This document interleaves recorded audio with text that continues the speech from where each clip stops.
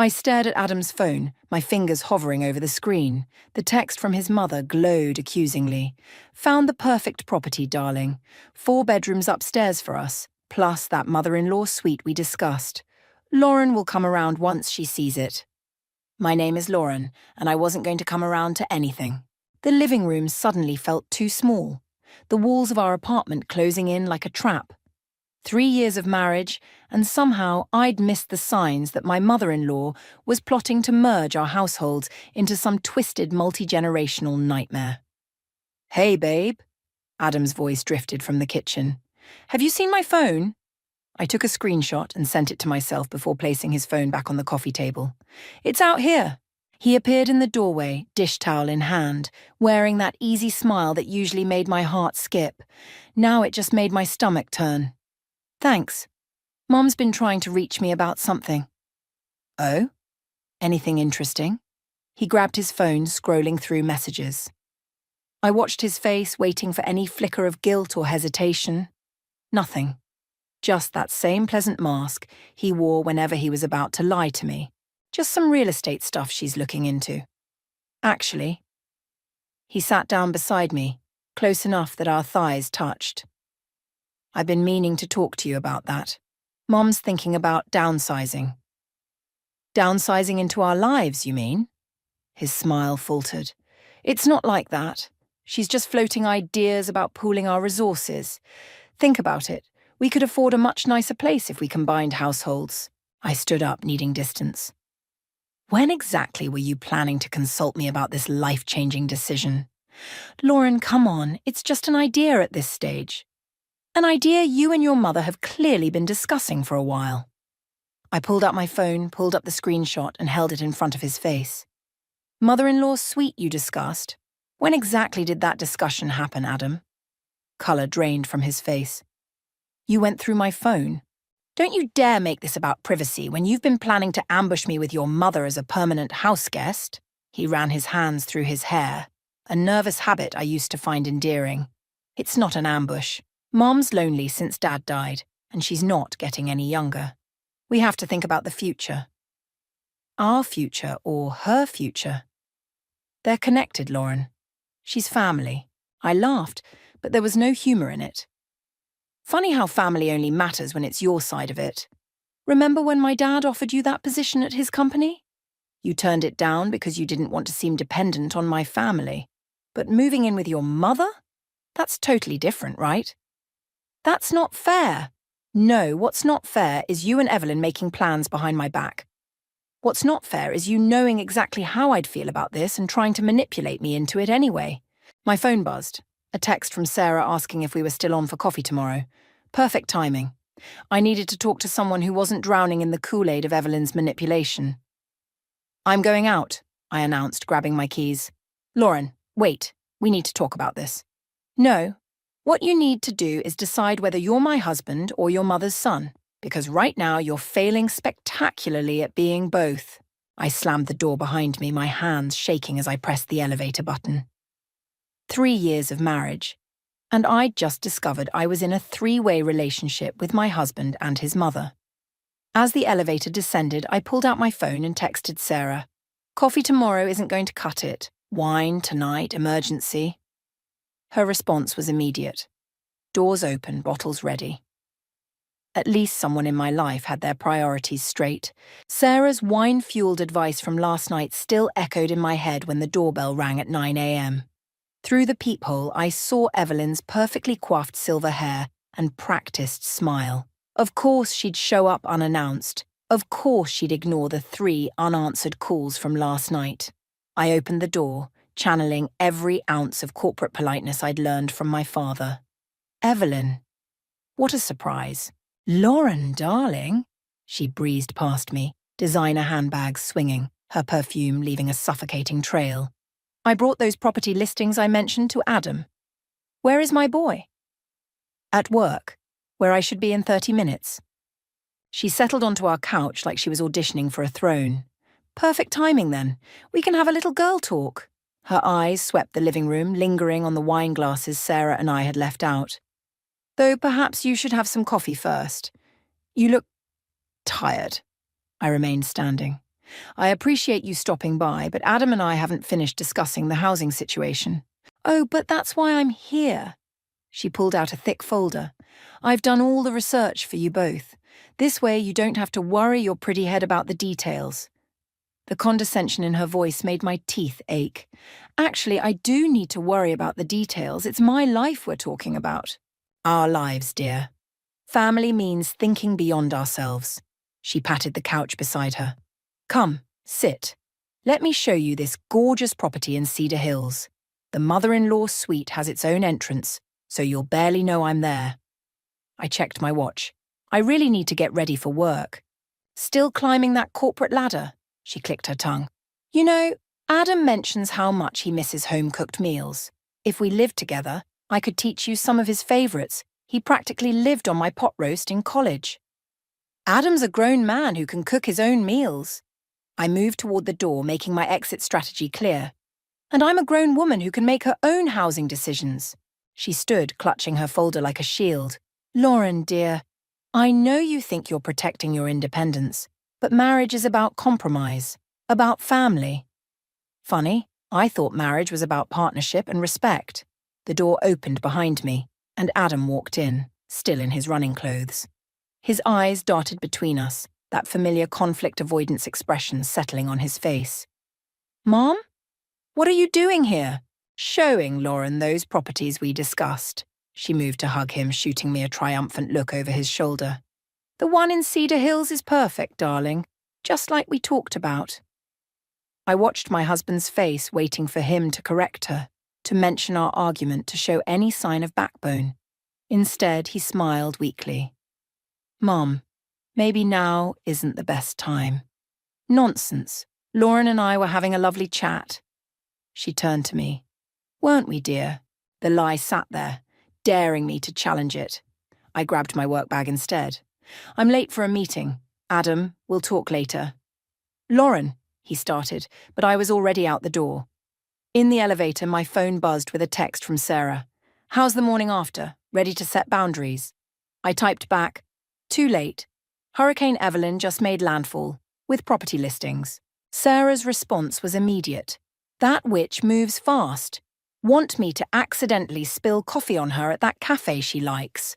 Despite everything, I smiled. Then another text came through, this one from my father. Monthly review meeting moved to 10 a.m. Bring the Thompson account numbers. I stared at my father's message, an idea forming. Adam had turned down that job offer because he didn't want to seem dependent on my family. But maybe it was time to use every advantage I had. After all, Evelyn wasn't the only one who could play the long game. I texted back, see you at 10. And Dad, can we talk after? I need your advice on something. Two could play at this game of family loyalty. And unlike Evelyn, I actually had something worth offering, besides pot roast recipes and guilt trips. The realtor's business card fell from Adam's jacket pocket while I was doing laundry. Monica Chen, Cedar Hills Luxury Properties. 3 missed calls from her number lit up his phone when I checked. My hands trembled as I pulled up his calendar. Every Tuesday lunch hour for the past month, blocked off as client meetings.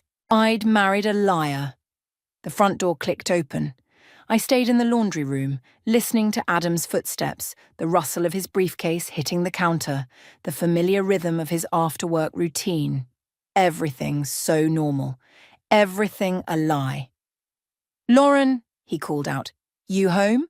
I stepped into the kitchen, Monica Chen's card between my fingers. How's Monica? His face went blank, then shifted through confusion, recognition, and finally settled on guilt. I can explain. Please do. Explain why you've been house hunting with your mother behind my back. It's not like that. Mom asked me to look at a few properties. For a month? Every Tuesday? He loosened his tie, buying time. I was going to tell you once we found the right place. Something you'd love. Something I'd love. The laugh that escaped me didn't sound like my voice at all. You mean something that would make it harder for me to say no? Were you planning to ambush me with a perfect house, hoping I'd be too impressed to remember I never wanted this in the first place? Lauren, please, did Monica show you that mother-in-law suite Evelyn's so excited about? The one with its own entrance, so I'll barely know she's there? His eyes widened. You talked to my mother about this? Oh, you mean during her surprise visit this morning?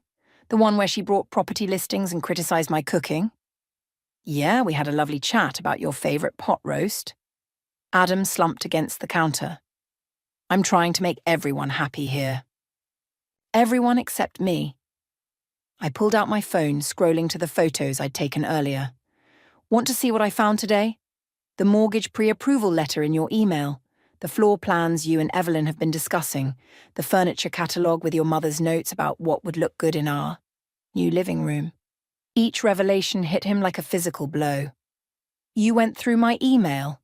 Funny how that bothers you more than lying to your wife for a month. I wasn't lying, I was... He ran his hands through his hair. Mom's lonely. She's not getting younger. She needs us. No, she needs control. And you're giving it to her at the expense of our marriage. That's not fair. Fair? I slapped the realtor's card on the counter. You know what's not fair? Planning a future that affects my life without including me in the discussion. Making decisions about our marriage with your mother instead of your wife. Lying to my face every Tuesday while you played house with Monica Chen. His phone buzzed, Evelyn's face lighting up the screen. Of course. Go ahead, I said. Answer it. Tell her how unreasonable I'm being. Tell her how I snooped through your things and ruined the surprise. I'm sure she'll have plenty to say about that. Lauren, stop. Let's just talk about this. We're past talking. We're at the point where you need to choose. Are you my husband or her son? Because right now, you're failing at both. I grabbed my keys and bag, already dialing Sarah's number as I headed for the door. Where are you going? Adam called after me. To look at apartments, ones without mother-in-law suites. His phone kept buzzing as I left. I imagined Evelyn's fury when she learned her perfect plan was unraveling. The thought should have given me satisfaction, but all I felt was a hollow ache where trust used to live. Sarah answered on the first ring. What's wrong? Remember when you said I needed to set boundaries? I stepped into the elevator, watching the doors close on my married life. I think I just burned them all down instead. Good, she said firmly. Now let's build some new ones, starting with that spare room I just cleaned out. As the elevator descended, I thought about my father's offer from this morning, the executive position still open in his Singapore office. Adam had made his choice. Maybe it was time I made mine. 3 days at Sarah's apartment had given me enough clarity to return home and pack properly. I hadn't expected to find Evelyn already there, sitting at my kitchen table like she owned it. Adam stood by the window, his posture screaming defeat. Lauren, darling. Evelyn's smile was razor sharp. We've been waiting for you. My house keys clattered against the counter. How did you get in? I gave her a key, Adam said quietly. For emergencies. Of course he had. I moved toward our bedroom, but Evelyn's voice stopped me. We need to talk about your behavior. My behavior. Going through Adam's private communications, making accusations, running away to that friend of yours. She clicked her tongue. It's not healthy, dear. I looked at Adam, waiting for him to defend me. He stared at the floor. I've spoken with Dr. Richards, Evelyn continued. He's an excellent family therapist. Your father-in-law struggled with anxiety too, you know, before he passed. Sometimes we don't realize how our fears affect our judgment. The pieces click together. You're trying to make me sound unstable. We're trying to help you, dear. Adams told me how emotional you've been lately. The paranoia about our housing discussions, the accusations of conspiracy. I turned to Adam. Is that what you've been telling her? He finally met my eyes. Mom's worried about you. We both are. Worried enough to give her a key without telling me, to discuss my mental health behind my back? See, Evelyn gestured toward me. This defensive behavior, these persecution delusions. Get out. My voice was steel. Lauren, both of you, get out of my house. Evelyn stood clutching her designer handbag like a shield. Adam, darling, perhaps we should... No. I pulled out my phone. Either you leave now, or I call the police and report you for breaking and entering. I have a key, Evelyn said smugly, given to you without the knowledge or consent of one of the legal residents. Try explaining that to the officers. Adam stepped forward. Lauren, you're overreacting. Am I? Because from where I'm standing, my husband gave his mother unauthorized access to our home and then conspired with her to make me sound mentally unstable. What's next? Having me committed so you can move her in while I'm gone. The flash of guilt across their faces stopped my heart. Oh my God. I backed away from them. You actually considered it. Not like that, Adam protested. Mom just mentioned that if you needed help. If you don't leave right now, I said, my finger hovering over the emergency dial. I'm calling both the police and my father's lawyers. Your choice. Evelyn gathered her dignity around her like a cloak. We're trying to help you, dear. When you're thinking more clearly. Now, they left. Evelyn first. Adam lingering in the doorway. Lauren, please! I slammed the door in his face and doubled over, fighting for breath. My phone buzzed, a text from Sarah. Everything okay? You've been gone a while? With shaking fingers I replied, Need you to come over. Bring boxes. Lots of them. Then I called my father. Lauren? He answered on the first ring. I was just about to call you about that Singapore position. Dad. My voice cracked. Remember when you said I could always come home if I needed to? A pause. Then, I'll send the car. Pack what you need for now. We'll handle the rest later.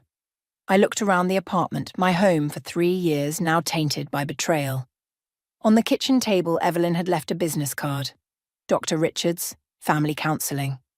I flipped it over. She'd written on the back, For your own good, dear. My phone buzzed again. Adam, please come home. We can talk about this. I typed back, You're right. I am emotional.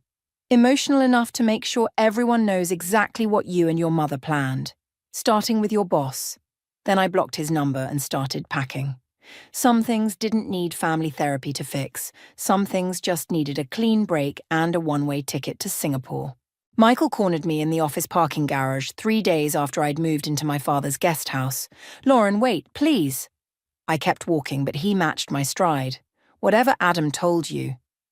He didn't send me. Michael stepped in front of my car door. But I know what they were planning. The intervention, the therapy, all of it. My hand tightened around my keys. And move. You need to know something. Evelyn's been talking to human resources. She's building a case about your mental state affecting your work performance. The world tilted sideways. What? She's friends with Janet in HR. They're documenting every time you've been late, every meeting you've missed, trying to establish a pattern of erratic behavior. I thought of the times I'd rushed to work after Evelyn's surprise visits, the meetings I'd rescheduled while dealing with Adam's deceptions. How long have you known? I overheard them last week at Adam's birthday dinner, the one you missed because you were being difficult. He made air quotes, his face grim. That's when I realized how far this had gone. And you're telling me this now because? Because I saw the paperwork on Janet's desk this morning. They're building grounds for a psychiatric evaluation.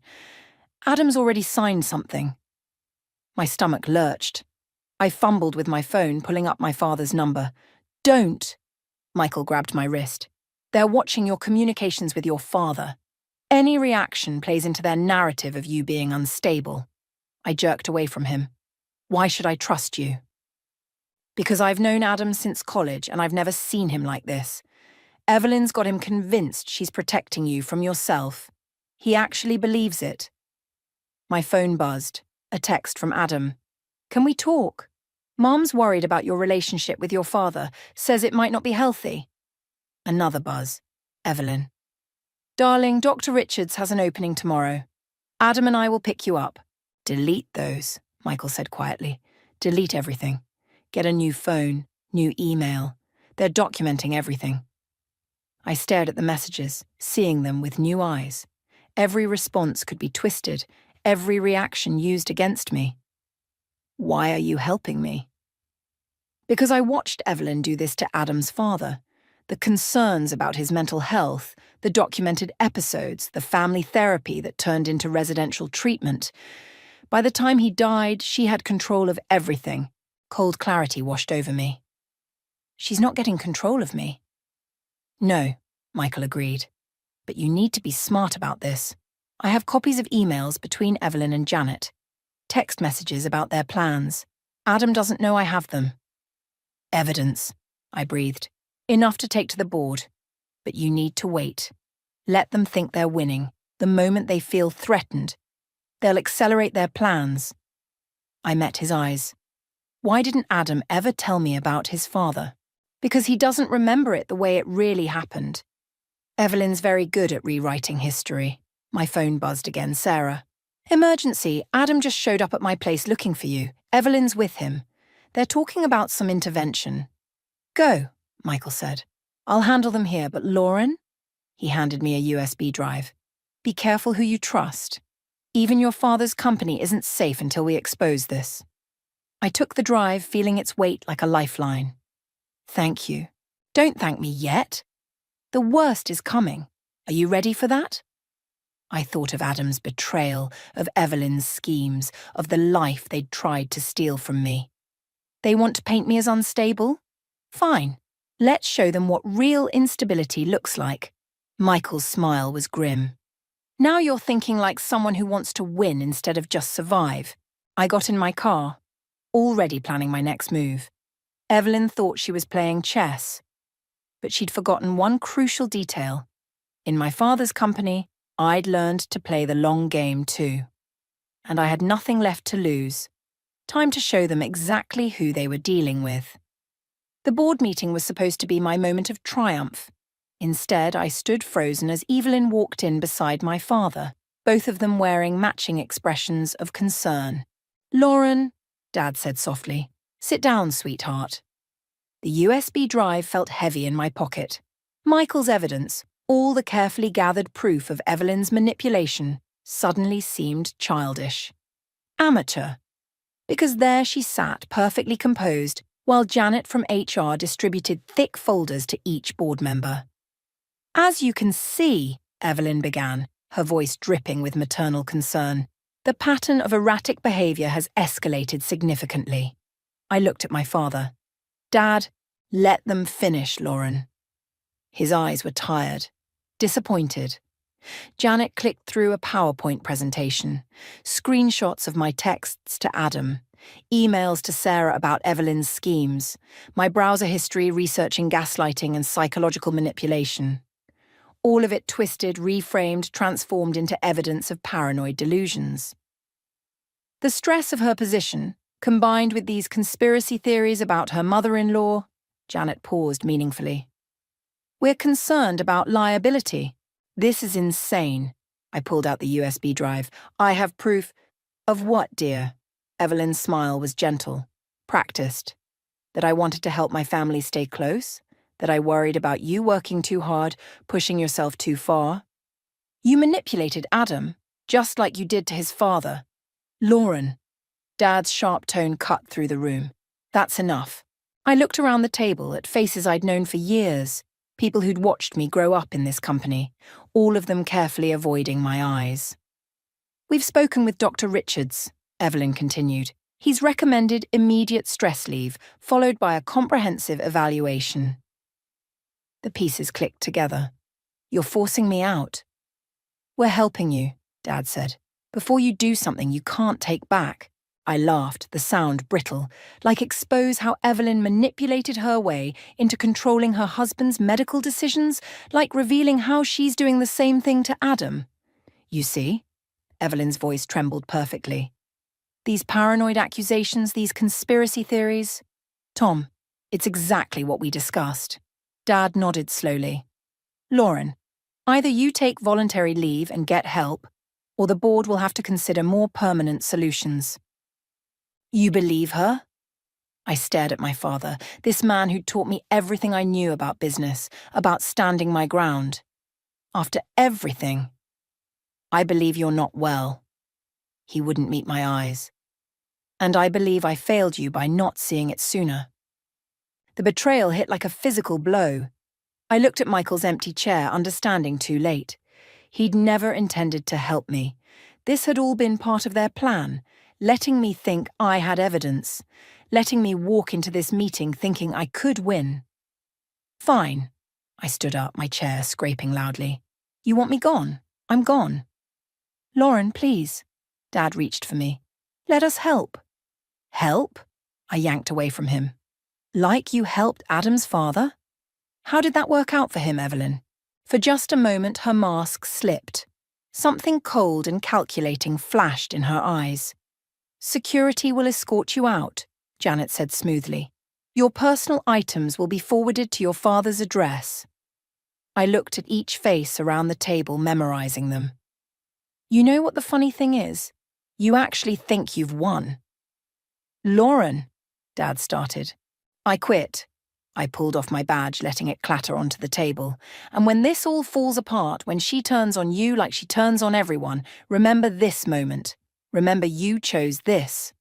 Security waited by the door. Professional, efficient, ready to remove the unstable element from the equation. I walked out with my head high, Evelyn's voice drifting after me. Poor dear. At least now she can get the help she needs. In the elevator, I pulled out my phone and sent one text to an unlisted number. Plan B. Then I deleted everything, just like Michael had suggested. He'd been right about one thing. I needed to be smart about this. Let them think they'd won.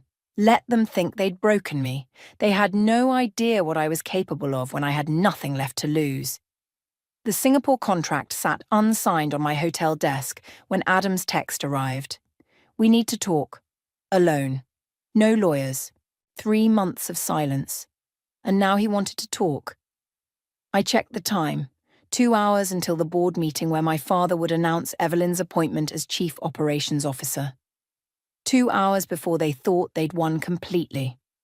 I met Adam at our old coffee shop. He looked terrible, thin, unshaven, with dark circles under his eyes. You're going to Singapore, he said. Not a question. Funny how news travels. I stirred my untouched coffee. Even to people who've blocked my number. Lauren, please, whatever you're planning. Planning, I smiled. I'm doing exactly what everyone wanted. Getting help, starting fresh, leaving the country. Isn't that the story? His hands shook slightly. Mum's been going through Dad's old medical records. Fascinating hobby. She's changing things, rewriting history. And now, with your father's company, he swallowed hard. I found documents on her computer, plans for restructuring, layoffs. She's going to gut everything once she's COO. I know. He blinked. What? I pulled out my phone, showing him the screen. Emails, bank records, medical documents, all meticulously gathered over 3 months by the private investigator I'd hired. The real reason for my unstable spending that Janet had so carefully documented. Your mother's not the only one who knows how to play the long game. But the board meeting starts in an hour, where your mother will accept her promotion in front of the press, major shareholders, and 2 federal investigators who are very interested in fraudulent medical records and embezzlement. The colour drained from his face. You planned this. No, Adam. Your mother planned this. I'm just better at it. I stood up. You should call your lawyer. He grabbed my wrist. Lauren, wait, I'm sorry for everything. I should have... Should have what? Believed me? Protected me? Been an actual husband instead of your mother's puppet? I pulled away. You're right. You should have. But you didn't. What happens now? Now? Your mother gets arrested for fraud.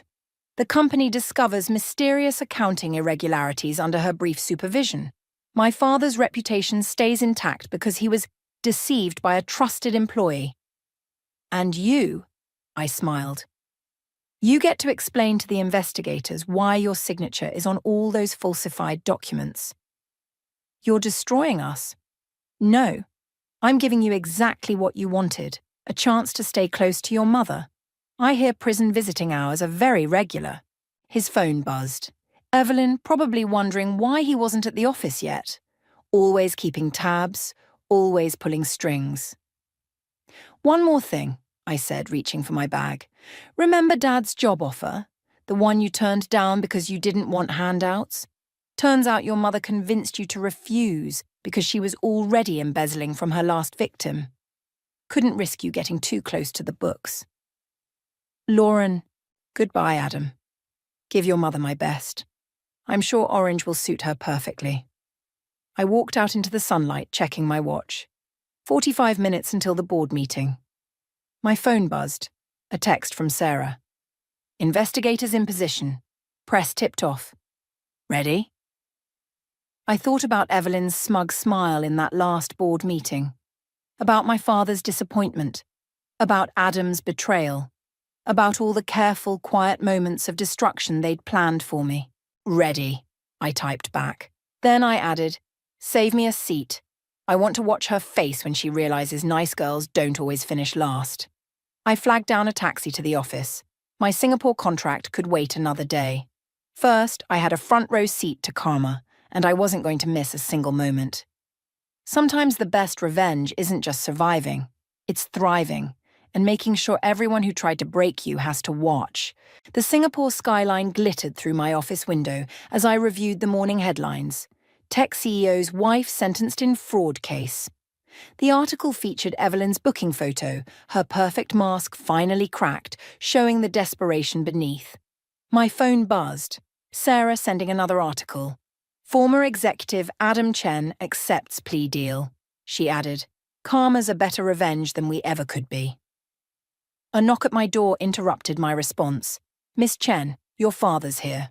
I'd kept my married name, a small reminder of everything I'd survived. Send him in. Dad looked older now, the past 6 months etched into new lines around his eyes. He carried a familiar folder, the one Evelyn had used in that last board meeting. The investigators finished their final report, he said, placing it on my desk. Thought you should see it first. I didn't open it. How many years did she get? 8. Adam took a deal for 18 months. He sat heavily. Lauren, if I had known. You believed what she wanted you to believe. We all did for a while. Not you. I had more to lose. I gestured at the Singapore office, my new team visible through the glass walls. Or more to gain, depending on how you look at it. He smiled slightly. The board wants you to come home, take over operations now that I am home. I met his eyes. Sometimes you have to burn everything down to build something better. Your mother used to say something similar. He touched the folder. There's something else. About Adam's father. I know. At his surprised look, I continued. I've had access to all the evidence for months, Dad. Everything Evelyn did, everyone she hurt. That's why I made sure the investigators found it all. You could have exposed her immediately. Why wait? Because quick revenge is just violence. But patience, I smiled. Patience is justice. My phone buzzed again, Michael this time. After his betrayal, I'd kept his number only to track his movements. His message was simple. You won. Completely. I should have picked the right side. I deleted it without responding. The Singapore expansion is exceeding projections, Dad said, changing tactics. But the Home Office has plenty of talented people. I stood, walking to the window, including you. I'm stepping down, Lauren. The board agrees it's time for new leadership. Then find it, but not me. I turned back to him. I built something here, Dad. Something that's mine, not yours or Adam's or Evelyn's. I'm keeping it. He nodded slowly, understanding finally reaching his eyes. You never needed revenge. You needed freedom. Maybe they're the same thing sometimes. Another knock. My assistant with afternoon meetings waiting. Dad stood straightening his tie. Have dinner before I fly back? Next time, I said. I have plans tonight. After he left, I opened my personal email. The message I'd been waiting for had arrived. Confirmation of Adam's father's exhumed autopsy results. One last piece of evidence that would ensure Evelyn's 8 years became 15. I closed the email without forwarding it to the investigators. Some weapons you keep in reserve just in case. Some debts stay on the books, gathering interest. My phone buzzed one final time. A text from an unknown number. I underestimated you. E. I smiled, thinking of Evelyn in her prison cell, finally understanding what real powerlessness felt like. She taught me well in her way. Taught me how to play the long game, how to wait for the perfect moment, how to turn weakness into strength. I deleted her message without responding. Outside my office, my team waited with updates on our latest project. Through the glass, I could see their energy, their drive, their loyalty, earned, not demanded. Sometimes the best revenge isn't destroying your enemies. It's building something they can't touch, becoming someone they can't control, and letting them watch from the sidelines as you thrive without them. I straightened my jacket and opened my office door. Time to get back to work. After all, success is a dish best served daily, with a side of indifference and a view of the future they'll never share.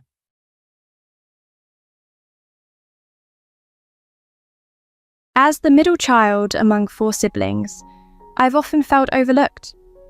My older sister Ellie, 28, and younger sister Sophia, 26, along with my brother Michael, 27, have consistently received more financial and emotional support from our parents.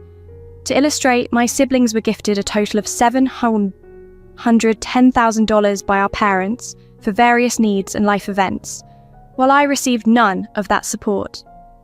Despite my lack of comparable support, my siblings have the habit of belittling the modest wedding my wife and I paid for ourselves.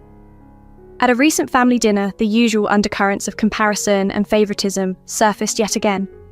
My siblings boasted about the lavish weddings and minimal student loans funded by our parents, while casually dismissing the financial independence I had to maintain during my education.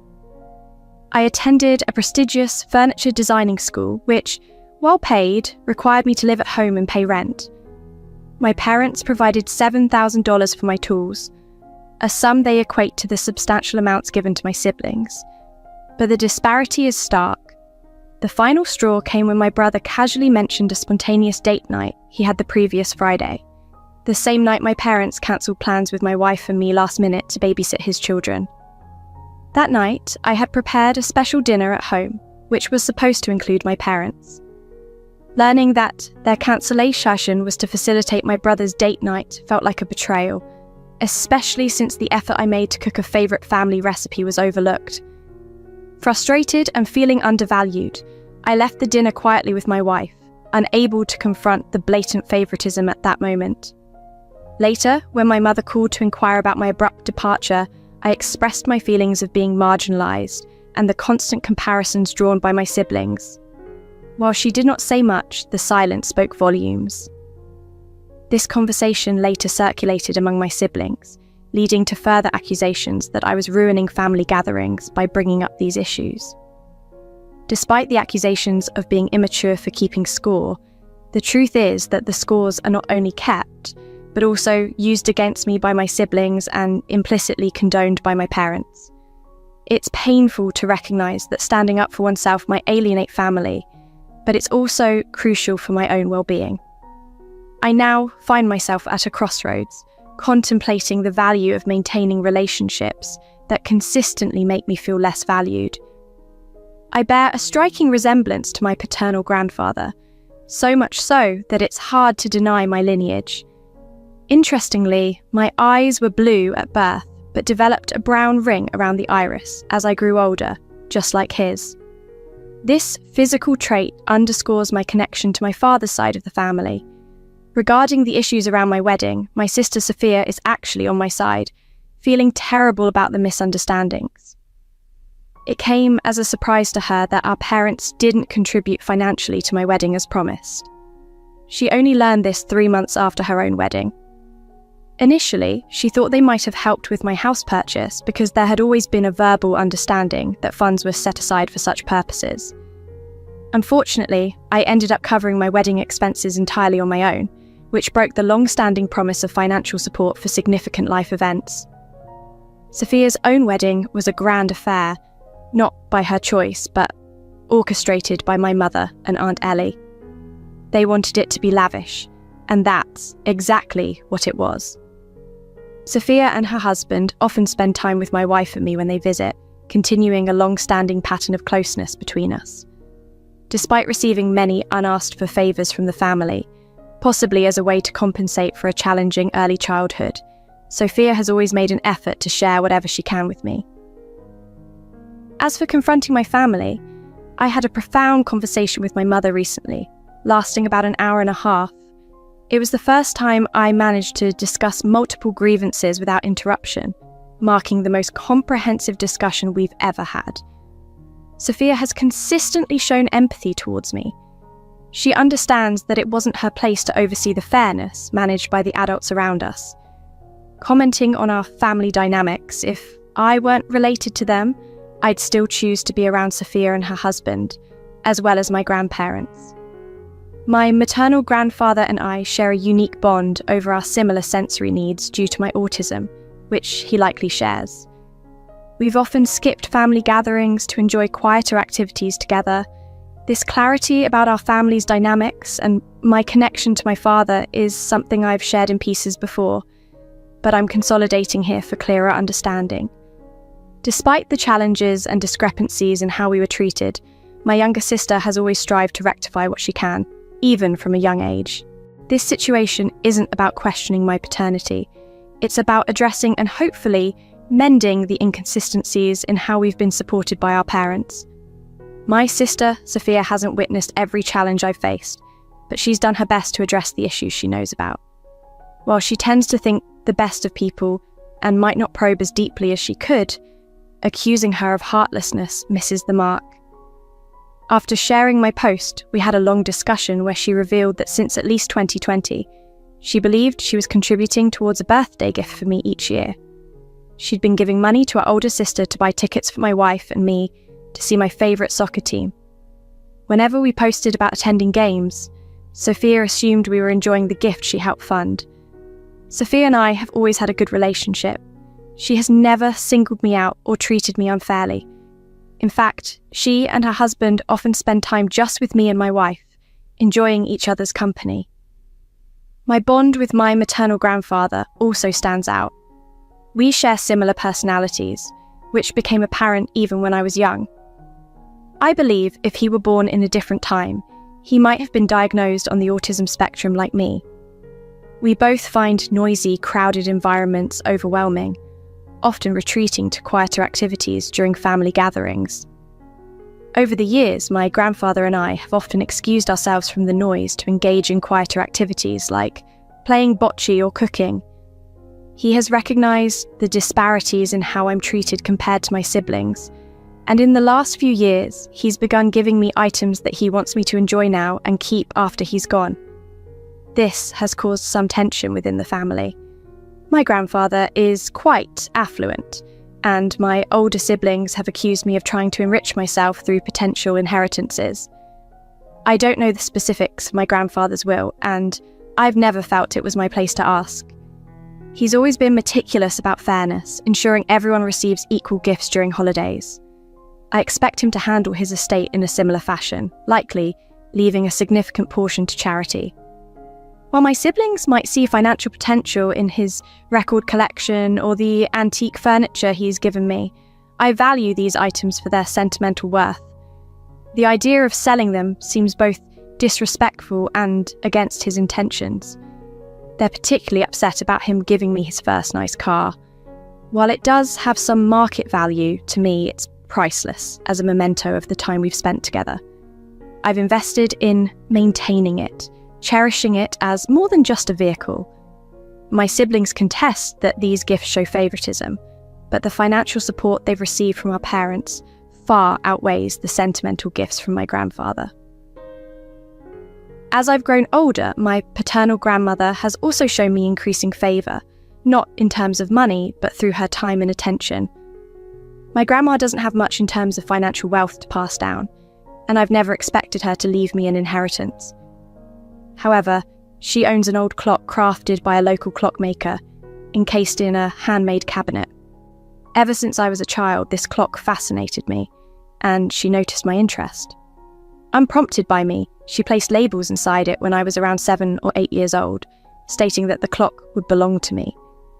While I cherish this gesture deeply, my affection for her isn't tied to what I might inherit.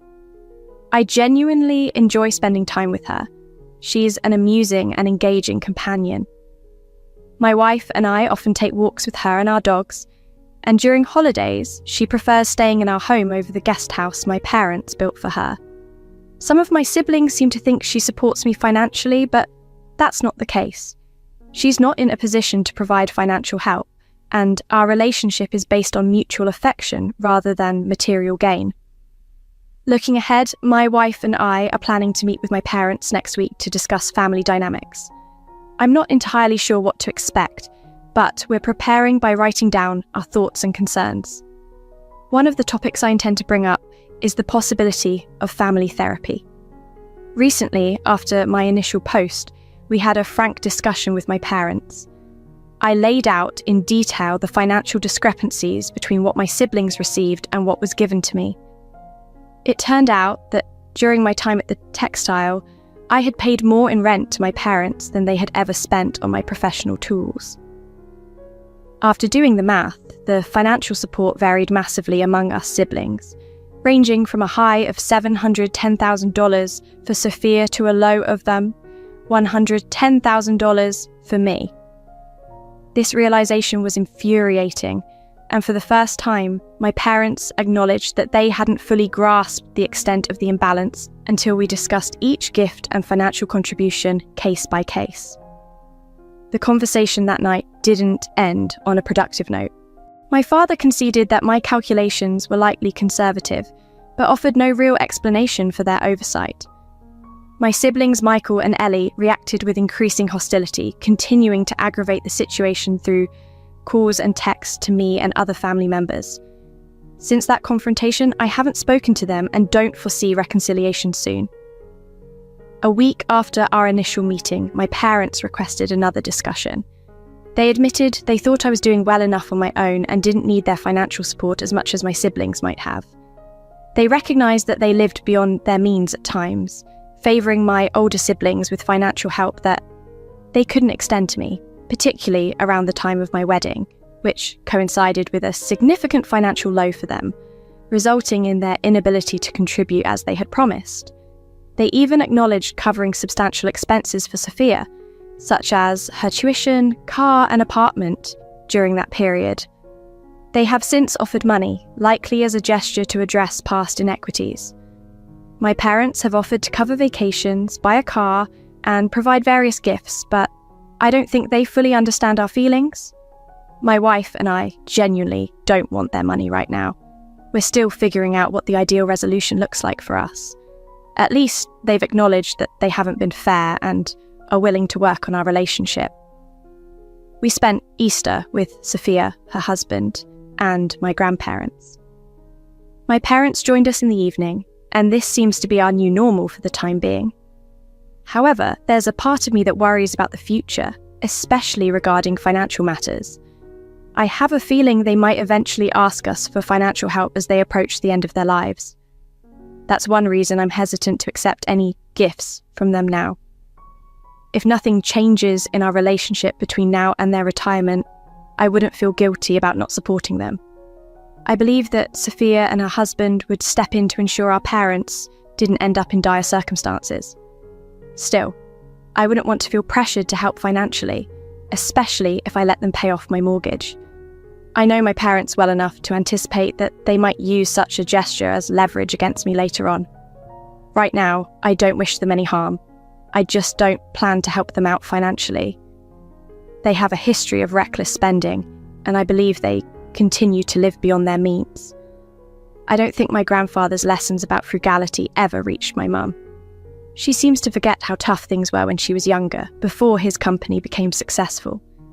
If she does remember, she doesn't seem to apply those lessons to her current situation. I suspect they don't have strong retirement savings, and I doubt they will manage their finances wisely, even if they do. I anticipate that they may be financially unstable within 5 years of retiring, and I want to avoid being guilted into helping them during that time. As for my brother Michael and his family, I don't believe they would feel responsible for helping our parents either. They earn good money, but often complain about being broke, which is puzzling because they aren't truly poor. They just have expensive tastes and surround themselves with questionable friends. Without addressing past grievances, Ellie would likely be resentful toward our parents for helping me out, even in small ways. If she thinks there's nothing left for her to inherit, I genuinely believe she wouldn't hesitate to abandon them if they squandered her potential inheritance. Regarding Sophia and the birthday gifts, there's a lot to unpack, but I'll keep it brief. Sophia and her husband had been giving a substantial amount of money to Ellie each year to buy tickets for my wife and me to see our favourite soccer team, the Union. Whenever we posted photos from the games, Sophia assumed at least one of those outings was her gift to us. In fact, she pointed out one of my Instagram posts from last year, which clearly labelled it as a birthday gift.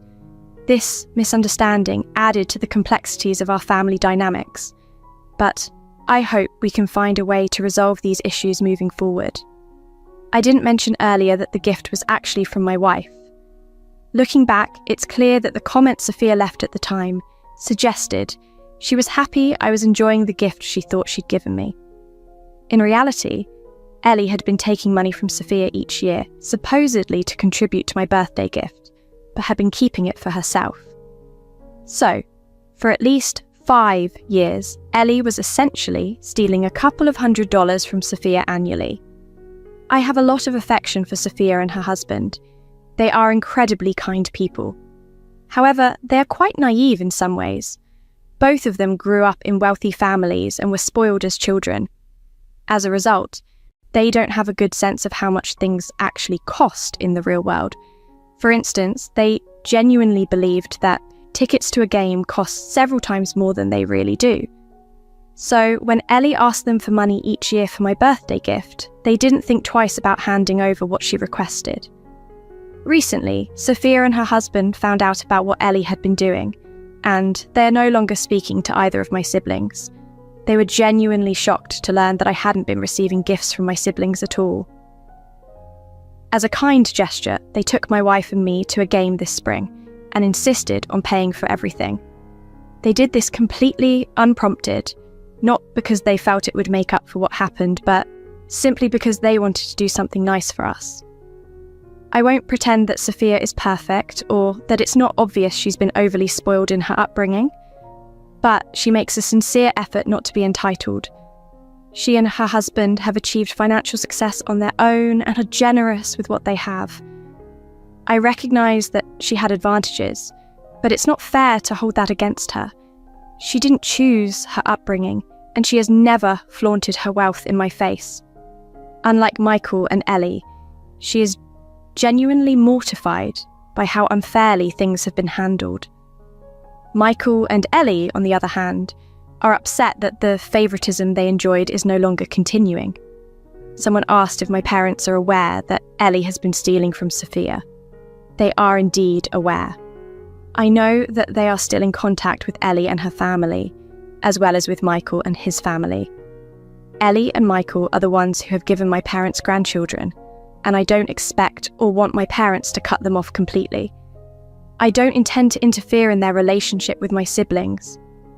My parents know what Ellie did, and how they choose to handle it is up to them. In the meantime, my own relationship with my parents is strained and we are in low contact. I'd rather focus on that aspect of my life.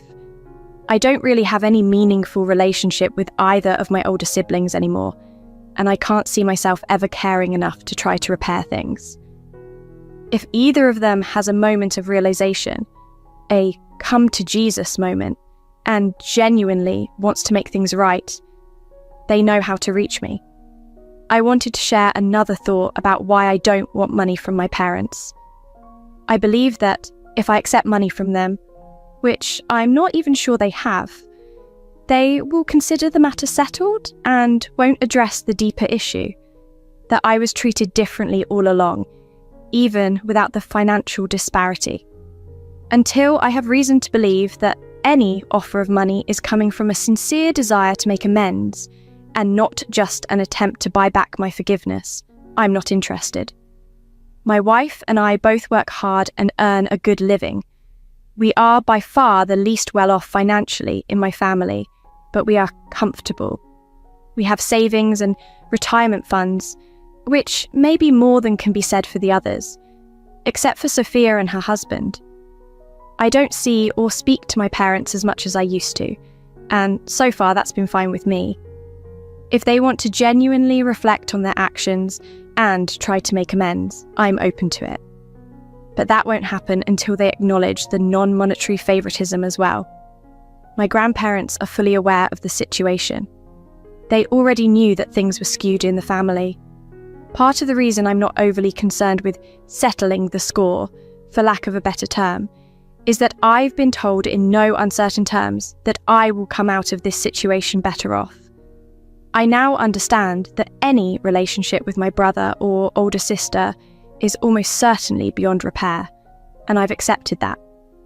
I believe that allowing my parents to ease their conscience by simply throwing money at the problem will only prevent them from truly taking responsibility for their actions. It's important to me that they acknowledge how their favoritism affected me, not just financially but emotionally as well. To give some more context, growing up, I always felt like the odd one out in my family. Michael and Ellie were the golden children, and my parents doted on them.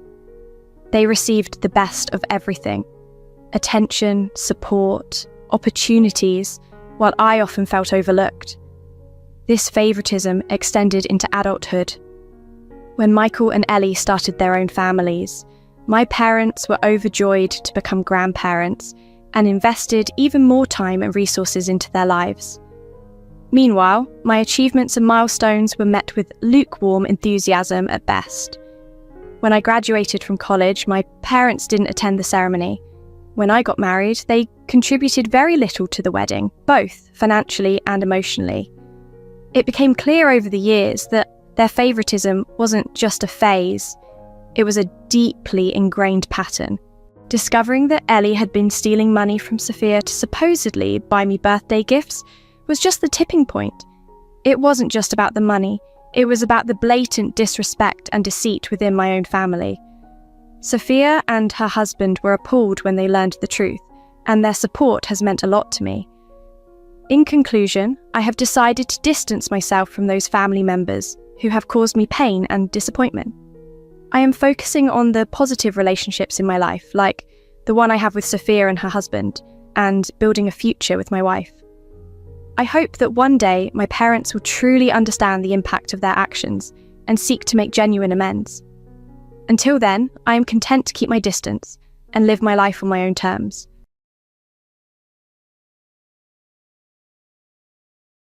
My stepsister Ellie and I had a close relationship growing up after our parents married, bringing us together as a blended family when I was 9 and she was 8. We spent a lot of time together and even shared a strong bond until high school complications arose, ironically because of a boy named John, who would later become my fiancé. Despite our pact not to pursue him to maintain our friendship, things took a turn. As teenagers, Ellie and I promised each other we wouldn't let our mutual crush on John come between us. We intended to keep our relationship with him purely platonic. However, as we all became closer friends, my feelings for John deepened. Still, I respected our agreement and kept my distance romantically, even though John showed interest in me. We never discussed John at home, knowing it was a sensitive topic. The tension peaked during our senior year when prom approached. John revealed that Ellie had not only asked him to prom, but had confessed her feelings for him, wanting to be more than just friends. This betrayal stung deeply, as it went against our promise to each other.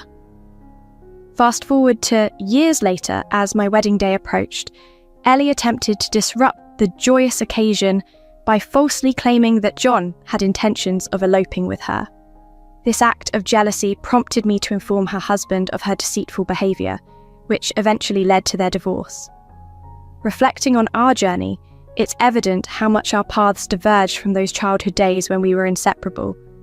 Despite the challenges and betrayals, the situation unfolded in a way that clarified many things for both of us about loyalty and truth. Despite our previous agreement to not pursue John, Ellie had broken her promise and asked him to prom while confessing her feelings to him. John, however, had turned her down, revealing to me that he had only ever seen her as a friend. He shared that for the years we had all been in school together, he had sensed Ellie's interest, but never reciprocated because his feelings were directed towards me. He admitted that he had been trying to gauge my interest in him without success, as I had staunchly adhered to my promise to Ellie, keeping my interactions with John strictly platonic. As our senior year was drawing to a close and college loomed on the horizon, John felt compelled to clarify where we stood. He approached me for an honest conversation about our feelings, urging me to make a decision if there was a future for us, as he needed to plan for prom and beyond. That day remains vivid in my memory, a significant, unsettling revelation that forced me to reassess my relationship with Ellie and my own suppressed feelings for John. Feeling betrayed and overwhelmed, I asked John for a day to think things over. I skipped the remainder of the school day, too distressed to face Ellie on the walk home. When I finally confronted her at home, she defensively insisted that her actions concerning John were none of my business, despite our agreement. This confrontation made it painfully clear that Ellie had not only disregarded our friendship, but also blatantly pursued John despite knowing my feelings. This realization hit hard. I had always prioritized her feelings over mine, even to the extent of ignoring John's advances. But her dismissive attitude during our argument showed a lack of respect for the bond I thought we had. It was a painful but clarifying moment, realizing she valued a potential relationship with John over our long-standing friendship. The following day, after much reflection, I decided to pursue a relationship with John. I explained everything to him: the broken promises, the confrontation with Ellie, and how it all unfolded. He was incredibly understanding and supportive, ready to wait as I navigated these emotional revelations. This marked a new beginning for us, based on mutual respect and honesty, contrasting sharply with the deceit that had clouded my relationship with Ellie. Although it took me a while to reconcile my feelings, I ultimately confessed to John that I was in love with him. We started dating immediately, marking the beginning of a beautiful 7-year journey together. As for Ellie, the fallout from our argument led to a significant shift in our relationship. She moved into the basement of our shared home to create distance between us, and we ceased communicating altogether. This change was challenging for me, given our history and close quarters, but it was necessary. Our parents occasionally inquired about the rift between us, but neither Ellie nor I divulged any details. We simply drifted apart. As time passed, John and I attended the same college, while Ellie chose a school across the country. Our paths only crossed during holiday gatherings, making the separation easier to manage. After college, as we all began our careers, the intense emotions surrounding our high school conflict started to feel trivial, like a distant teenage drama. At family events, Ellie and I managed polite exchanges and small talk, maintaining a semblance of civility. Then, last year, Ellie announced her engagement to her college boyfriend. Our interactions were cordial. I congratulated her and accepted her invitation to the wedding, albeit as a regular guest rather than the maid of honor we had once imagined for each other in childhood fantasies. It was a bittersweet moment, acknowledging that while we were mending fences, our relationship would never fully revert to its former closeness. Recently, John proposed to me, and amidst our joy, I decided to invite Ellie to our wedding, hoping for a drama-free celebration. She initially seemed supportive, congratulating me on my engagement. However, on the wedding day, Ellie's actions suggested otherwise. Despite arriving at the venue seemingly by mistake on the same day as us, which initially appeared innocuous, her intentions soon became clear. She made a dramatic attempt to disrupt my relationship with John, falsely claiming he wanted to run away with her. This accusation led me to contact her husband, revealing her deception, which unfortunately resulted in their divorce. This ordeal was a painful reminder of the unresolved issues between us. Throughout these events, from childhood friendships to adult estrangements, it's evident that while we grow and change, some conflicts remain challenging to fully resolve. Nonetheless, John and I moved forward, our bond strengthened by overcoming these trials together, always striving for a future filled with love and understanding, free from the shadows of past disputes. The faintest clue about the real action unfolding. As Ellie hovered outside my room on the day of my wedding, her behaviour was notably odd. Everyone else was enjoying the hotel amenities or getting ready in their own rooms. Her lurking struck me as peculiar, given that she wasn't part of the bridal party or immediate family. As I stepped out for a quick walk to settle my nerves before the ceremony, Ellie approached me claiming she needed to discuss something urgent. She concocted a story about arriving at the hotel earlier than planned, not by coincidence, but at John's request. According to her, John had supposedly confided in her about his cold feet and declared his love for her, not me. Ellie spun a tale of a secret, long-term platonic friendship turning into romance, and now, according to her, John wanted to elope with her instead of marrying me. This narrative was shocking and out of character for John. We had built our relationship on honesty and direct communication. I knew him well enough to understand that if he had any doubts or feelings to discuss, he would have approached me directly, not through convoluted schemes. Ellie's timing, just an hour before the wedding, and her dramatic revelation seemed designed to cause maximum upheaval. Determined to confront the situation head-on, I decided to turn the tables. Instead of crumbling under the stress or confronting John with accusations, I called Ellie's husband. I didn't have his number, but a quick search on Instagram helped me connect with him. Standing there, pretending to be shattered by the news, I made the call right in front of Ellie, who mistakenly thought I was dialing John to break off our engagement. Exactly the outcome she was hoping for. As I spoke with her husband, laying out Ellie's deceitful behaviour and her attempt to sabotage my wedding, the truth came to light. This action wasn't out of spite, but a necessary step to cut through the drama and expose Ellie's manipulation. My faith in John remained unshaken, bolstered by our foundation of trust and mutual respect. The wedding proceeded without further incident, and the reality of Ellie's actions led to a significant fallout in her own life, confirming that her intent all along was to disrupt rather than protect. My relationship with John, strengthened by overcoming this challenge, moved forward into marriage while Ellie had to face the consequences of her deceit. Through this ordeal, I learned the importance of confronting issues head-on and the value of trust and honesty in a relationship. Ellie's actions on my wedding day unveiled a side of her I hadn't fully grasped before. Unbeknownst to her, when she pulled me aside to spin a tale about John wanting to elope with her, I was quick to dial her husband, not John, for clarity. She believed I was contacting John, which left her confident enough to weave her deceitful narrative right before I was to walk down the aisle. As I engaged her husband on the phone, Ellie's illusion that she was disrupting my relationship unravelled. She assumed I was devastated, likely calling to confront or break up with John. However, I put the phone on speaker, revealing not John's voice but her husband's, to both of our surprises. His shock and immediate response to return to his room exposed the gravity of her lies, and her reaction was visceral. She accused me of sabotaging her marriage intentionally. I returned to my bridal suite, leaving Ellie to deal with the consequences of her actions.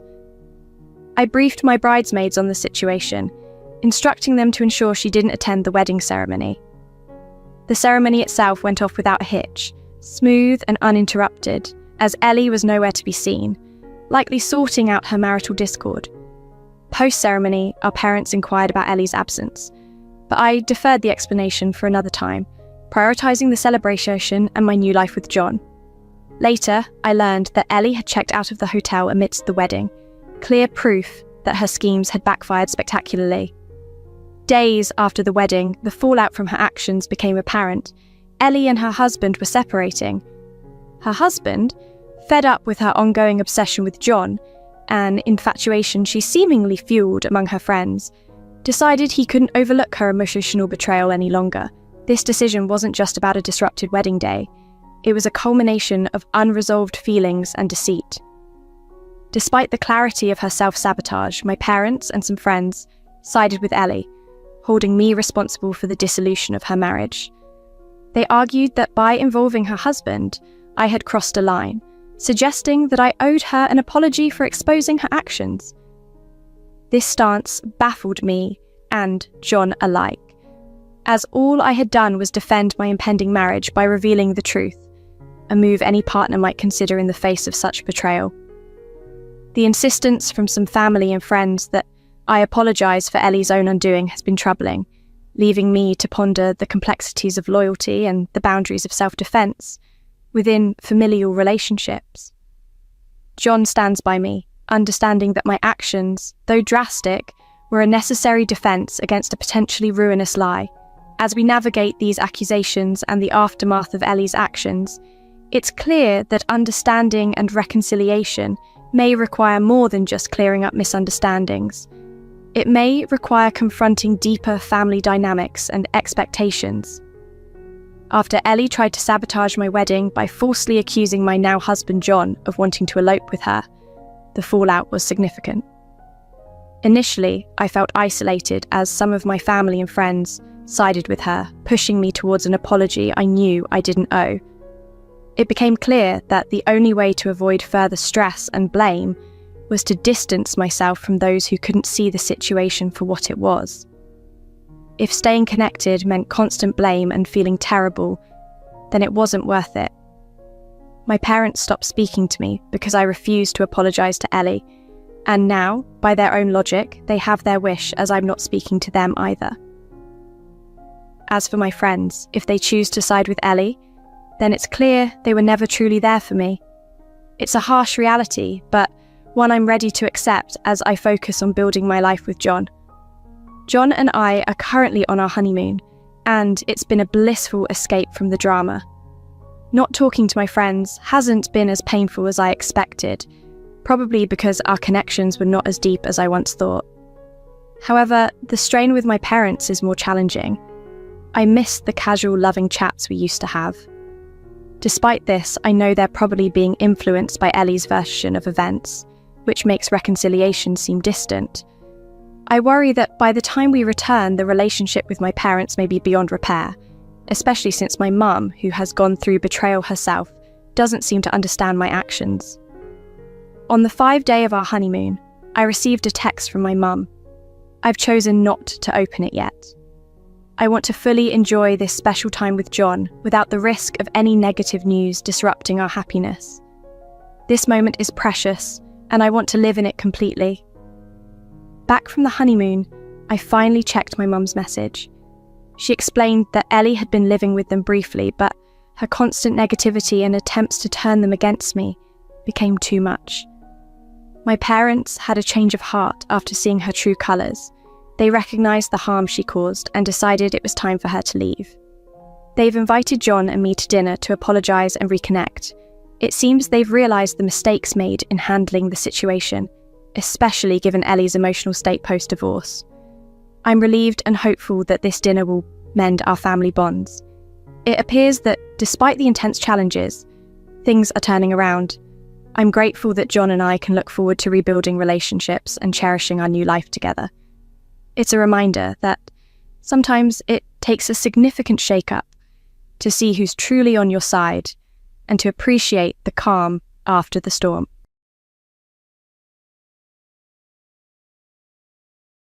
At my husband Michael's celebration where we shared our pregnancy news, things took an unexpected turn involving his sister Ellie, which ultimately led to serious consequences for her.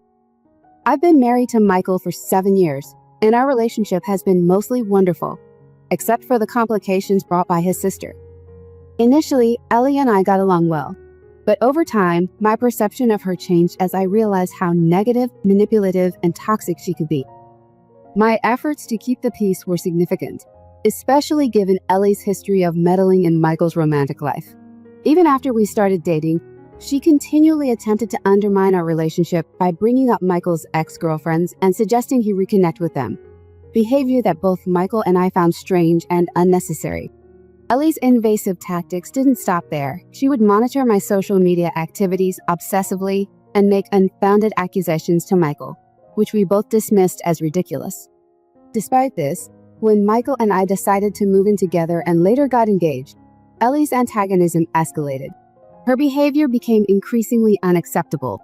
culminating at our engagement party where she dramatically walked out after feeling slighted that she wasn't informed of the engagement before everyone else. Her subsequent actions included sending me a nearly threatening message about being a good wife to Michael, claiming her place as the predominant woman in his life. This bizarre claim, along with her continued hostility, led me to decide she was no longer welcome at our wedding. This confrontation seemed to push Ellie over the edge. She became less involved in our lives, which was a relief, but her resentment lingered. Eventually, her actions at a recent event led to a situation where she now faces legal consequences and is going through a divorce. This drastic turn of events is a sad but necessary resolution to the ongoing drama she created in our lives, illustrating the severe impact of her actions not only on her relationships, but also on her personal situation. During a celebration where my husband Michael and I announced our pregnancy, his sister Ellie was noticeably taken aback when I finally stood up to her negative behavior. My mother-in-law was equally upset with Ellie and supported my stance. After the event, Ellie complained to Michael, claiming that I had embarrassed her and he should control me since we were to be married. Michael, standing firm, told her she needed to apologize or she would not be welcome at our wedding. Ellie eventually sent a half-hearted apology, which I chose not to respond to due to the stress of wedding planning and a desire to avoid further drama. Despite my reservations, Ellie attended the wedding, shockingly dressed in a black, floor-length gown complete with a veil, as though attending a funeral. This was her way of expressing that she was mourning the loss of her brother to me. Her attire and behavior were so inappropriate that my husband confronted her at the reception. She defensively claimed she could wear what she wanted, but our situation escalated until Michael's parents asked her to leave for causing a scene, sparing me further embarrassment. After our son John was born, I made the decision to keep Ellie away from him, a decision supported by Michael and his parents. They understood my concerns given her past actions. However, following a tragic miscarriage Ellie experienced, we tried to extend an olive branch, inviting her to spend time with John, hoping it might bring some positivity to her life. Initially, Ellie seemed to change for the better, showing genuine affection towards John. But it wasn't long before her old patterns of negativity and victimhood resurfaced. This year, Ellie planned her own wedding and pointedly excluded us. When confronted, she admitted she feared I would retaliate for her past actions by dressing inappropriately at her wedding, like she had at mine. Her admission was a manipulation tactic. When Michael discussed this with his parents, they decided not to support her wedding financially or attend, which led Ellie to reach out to me, tearfully asking for forgiveness. Although I was wary, I forgave her, hoping we could finally move past our issues. We attended her wedding, which initially seemed to go well. Unfortunately, it was not long before Ellie appeared at our doorstep, her marriage in turmoil, blaming her husband for their difficulties in conceiving. Despite her attempts to shift blame, I tried to offer support and advice, hoping she would take some responsibility for her own role in her marital issues. The cycle of drama with Ellie seems ongoing, but Michael and I continue to handle it with as much grace and patience as we can muster, always hoping for a better resolution. Whenever Ellie wasn't airing grievances about her husband, she'd obsess over our lives, concocting non-existent issues. For instance, I have a routine of hitting the gym each morning before work. On days when I'm running late, I bring my work clothes to change into after my workout and shower. Ellie noticed this and bombarded me with questions, seemingly puzzled why I need to shower or why I frequented the gym. I brushed it off, explaining that I like to stay fit and prefer not to arrive at work sweaty. She would just purse her lips and nod, seemingly dissatisfied with my answers. Things eventually smoothed over between her and Mark, and she moved back in with him. One weekend, my husband and I joined his parents, Mill and Paul, for lunch, along with Ellie and Mark. We decided to leave our son John with a babysitter, knowing he'd prefer playing at home to sitting through long adult conversations. During lunch, Mill shared a story about a friend who divorced after discovering her husband's infidelity and subsequently claimed half of his assets. Out of the blue, Ellie asked my husband if we had signed a prenuptial agreement. The table went silent. She ignored me entirely and waited for my husband's response. He directly told her that since we both had good incomes, we didn't see the need for a prenup. Ellie scoffed, hinting that infidelity was rampant and he might be caught off guard any day. I was taken aback and demanded to know what she was implying. She then accused me of meeting someone secretly, given my habit of carrying a change of clothes for the gym. She claimed it was her duty as Michael's sister to alert him. Paul and Mill immediately defended us, criticizing her for stirring up trouble and meddling in matters that didn't concern her. Not stopping there, Ellie cruelly joked whether our son John was really Michael's, since she thought he didn't resemble him. This accusation made my husband visibly furious. In a rare display of anger, he confronted Ellie, telling her that her behavior was the reason she wasn't a mother, suggesting it was better that way given her character. Everyone at the table was stunned into silence by his outburst. Reduced to tears, Ellie looked to Mark for support, but he remained silent. Overwhelmed, she ran off to the restroom. After a moment, Mill approached to calm my husband down.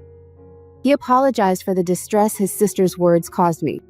I reassured him, understanding the frustration she had provoked. I appreciated his public defense, having endured Ellie's behavior for years. Once he had settled, he apologized to Mark but continued to ignore Ellie. After that day, we decided to cut contact with Ellie completely. Her behavior was impacting both my husband and me, and it was healthier to block her entirely. Mill and Paul later discussed the lunch with us, agreeing that Ellie had crossed the line and understanding why their usually composed son had reacted so strongly. It's been a year since we last spoke to Ellie, and since then, life has been much smoother. Recently, I discovered some uplifting news, but with Ellie out of our lives, we've been able to enjoy our peace without her interference.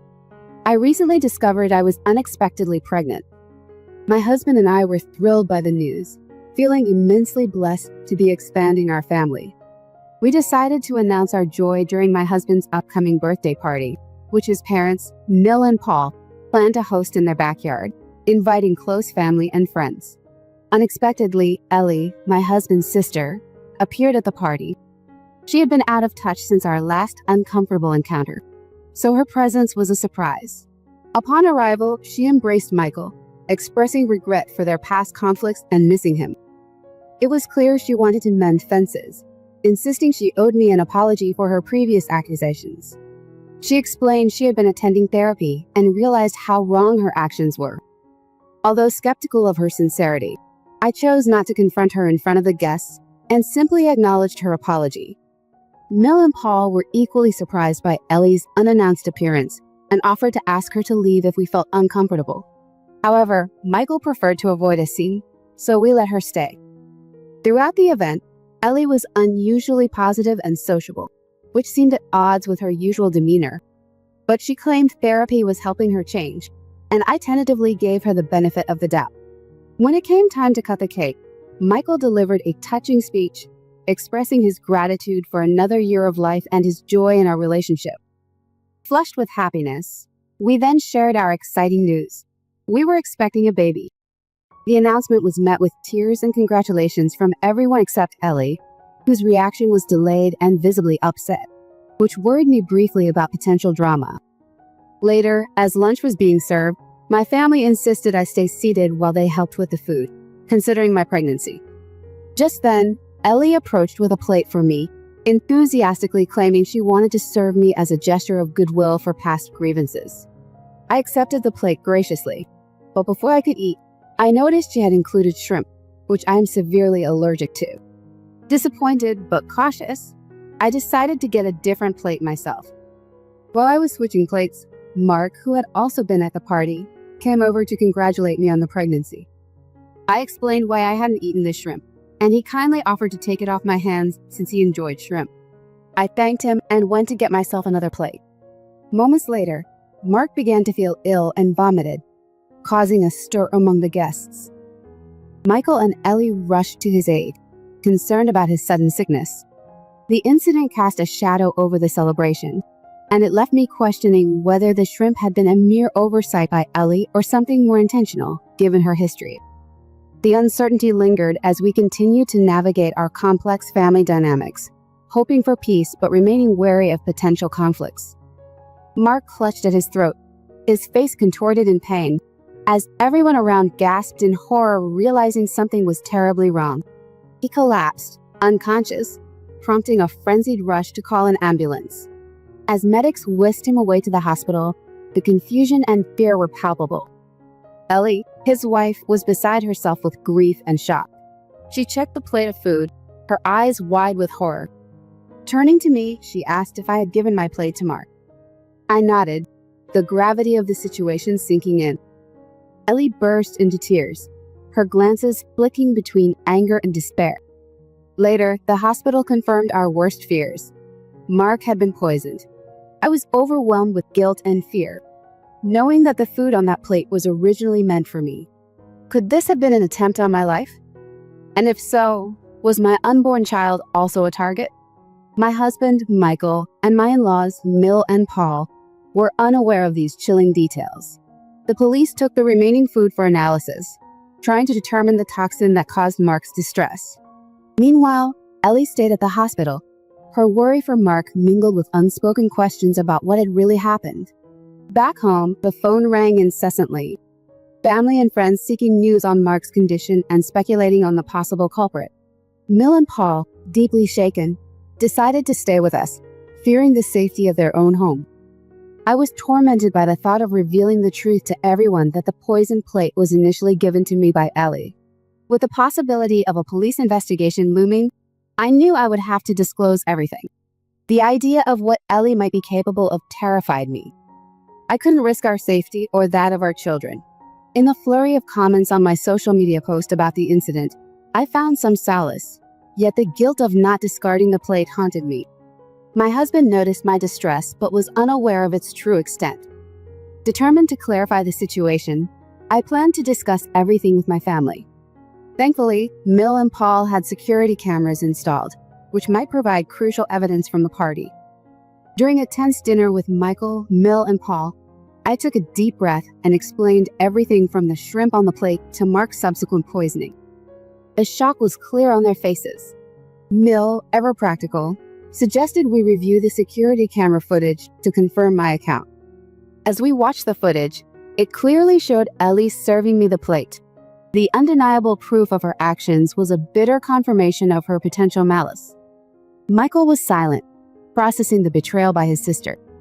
The air was heavy with the implications of what we had discovered.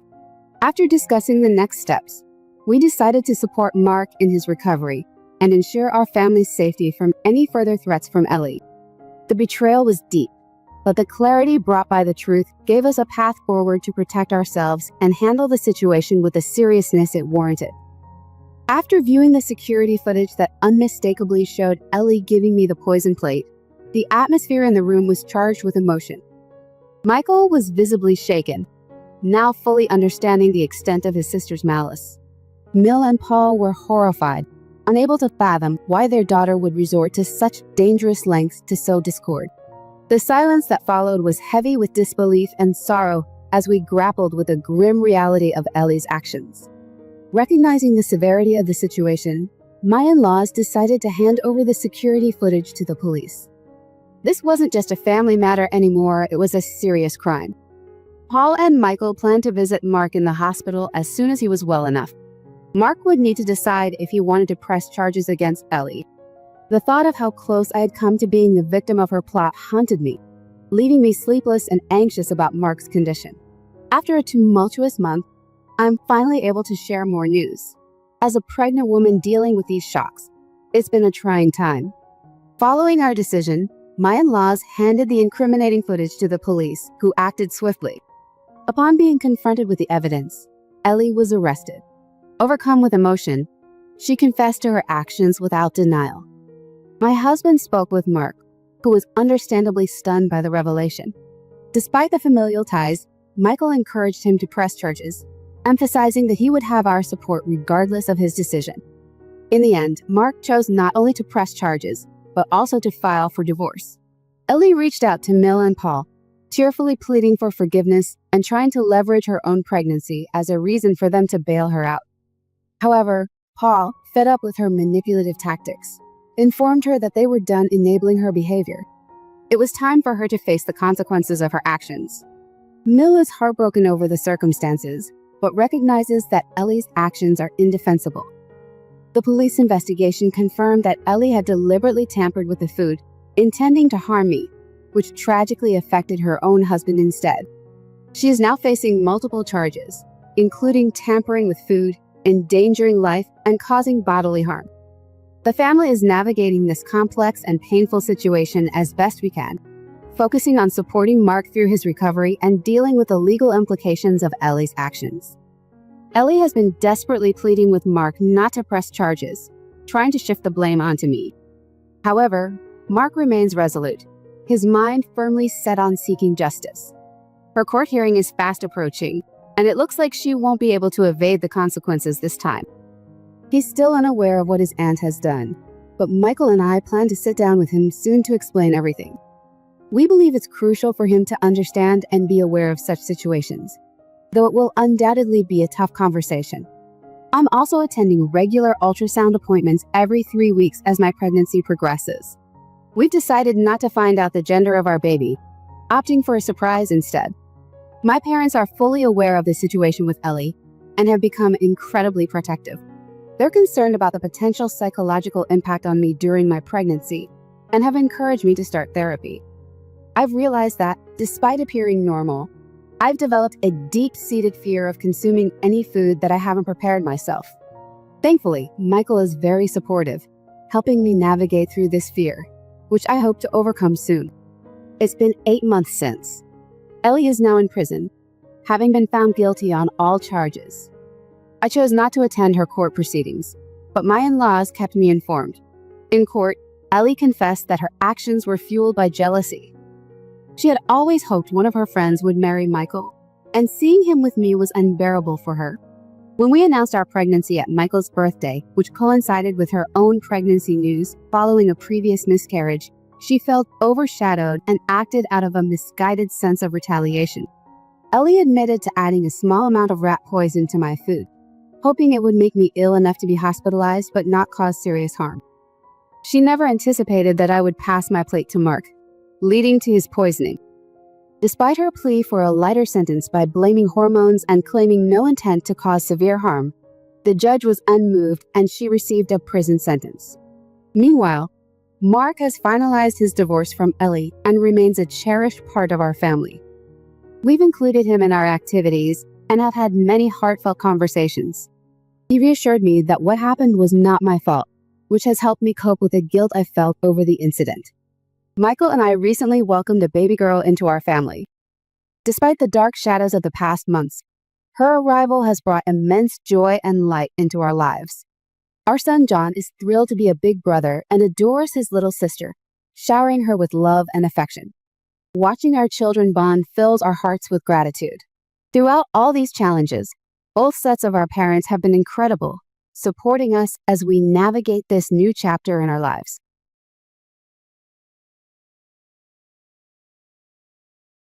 At 16, I found myself in a distressing situation when my parents pressured me into handing over a $17,000 inheritance from my grandmother to my older sister Mia, who is 6 years my senior. Mia has always had a knack for making my life miserable without any apparent reason, often bullying me under the guise of sibling behavior, a dynamic our parents dismissed as typical, often accusing me of being too sensitive. This pattern of disregard became painfully clear a few years back during a family trip to the beach when I was just 11. Mia and her friends, who seemed to share her disdain for me, played a dangerous prank on me by shoving a plastic bag over my head and pushing me into the water. Despite the peril I faced, struggling to remove the bag and swim to safety, my family dismissed the incident as a harmless joke, further minimizing my distress. The culmination of these experiences, especially the forced relinquishment of my inheritance to fund Mia's business dreams, left me feeling isolated and betrayed by my family. The recent photos from Mia's successful launch party, which she sent to spite me, only deepened the wound. Now, my focus is clear: excel academically, attend college, and distance myself from these toxic family dynamics. My resolve is to forge a path forward where trust and respect define my relationships, unlike the ones I've endured at home. About a year ago, my grandmother, who was my dad's mother, passed away. A few months back, we finally settled her estate. She left most of her assets, including her house, to my parents, while my sister, Mia, and I each received $17,000. My grandmother also left me a sapphire ring, which she promised me after I admired it once, calling it just a ring with the blue stone in her will. Fortunately, my parents didn't realize its true value. Although I had plans to save my inheritance for the future, my parents had different ideas. They explained that Mia was starting her own business and needed all the support she could get. They were already contributing and expected me to do the same. Despite my protests considering Mia's long-standing cruelty towards me, the pressure mounted. My dad eventually issued an ultimatum: support Mia, or he wouldn't pay for my college or allow me to return home. Faced with this threat and needing peace to focus on my finals, I reluctantly agreed to hand over my inheritance. Now, 3 months later, I've been accepted into a college of my choice, and my parents have agreed to cover all my expenses, including tuition and living costs, since I'll be out of state. It seemed like giving up the $17,000 might have been a practical compromise after all. However, the situation still sits uncomfortably with me. Recently, Mia threw a launch party for her new store of venturing clothes and accessories, deemed revolutionary by her and her college friends, the same ones involved in the beach incident. Seeing them succeed with a business partly funded by my forced contribution reignites old frustrations and guilt, leaving me to ponder the true cost of family obligations and my own concessions. Mia might have had a promising career ahead, but things took a turn after her launch party, an event I wasn't invited to. My parents claimed it was adults only, given my age of 16, but that excuse sounded flimsy to me. The next day, Mia sent me a slew of photos from the event, rubbing in the fact that I missed it. Along with the photos, she cheekily thanked me for my contribution of $17,000, which she claimed made the party possible. Seeing those photos annoyed me, but one face in the crowd really caught my attention. It was a guy who looked vaguely familiar, though he had grown a stubble and gained some weight. After comparing with my own photos, I confirmed it was indeed her high school ex-boyfriend, John. They started dating when she turned 19 and he was already 22, which was creepy enough. Despite our parents initially forbidding the relationship due to the age gap and his questionable timing, Mia dated him secretly. John's history was sketchy. He had been caught trying to steal from his father's company, which led to their breakup after just 8 months. He moved to Wyoming to work on his uncle's farm laborer, leaving Mia heartbroken. She even pleaded with our dad to help John get a job locally to avoid the movie, but Dad refused, insisting she cut all ties with him. The day she had to break up with John was chaotic. Mia begged our parents to reconsider, promising that John would change. Dad was furious about her disobedience and the dubious nature of her relationship, while Mom just cried. Amidst all this, I was sidelined, told to stay in my room and keep out of the drama. Although I wasn't considered part of the family when it came to discussing serious matters, I was often within earshot when business plans were discussed at home. Mia and my parents didn't hesitate to talk about the business around me, perhaps because they didn't take my presence seriously. I was well aware that getting credit analyst for her shoe and accessory store was a struggle, particularly because her friends' parents were skeptical about pouring money into such a narrow venture. One holdout was the mother of Mia's friend, a single parent who was reluctant to risk her savings on what she viewed as a potentially unstable business. This friend's mother wanted her daughter to gain more work experience before committing to entrepreneurship. Despite her reservations, she had tentatively agreed to invest later if the initial months proved successful.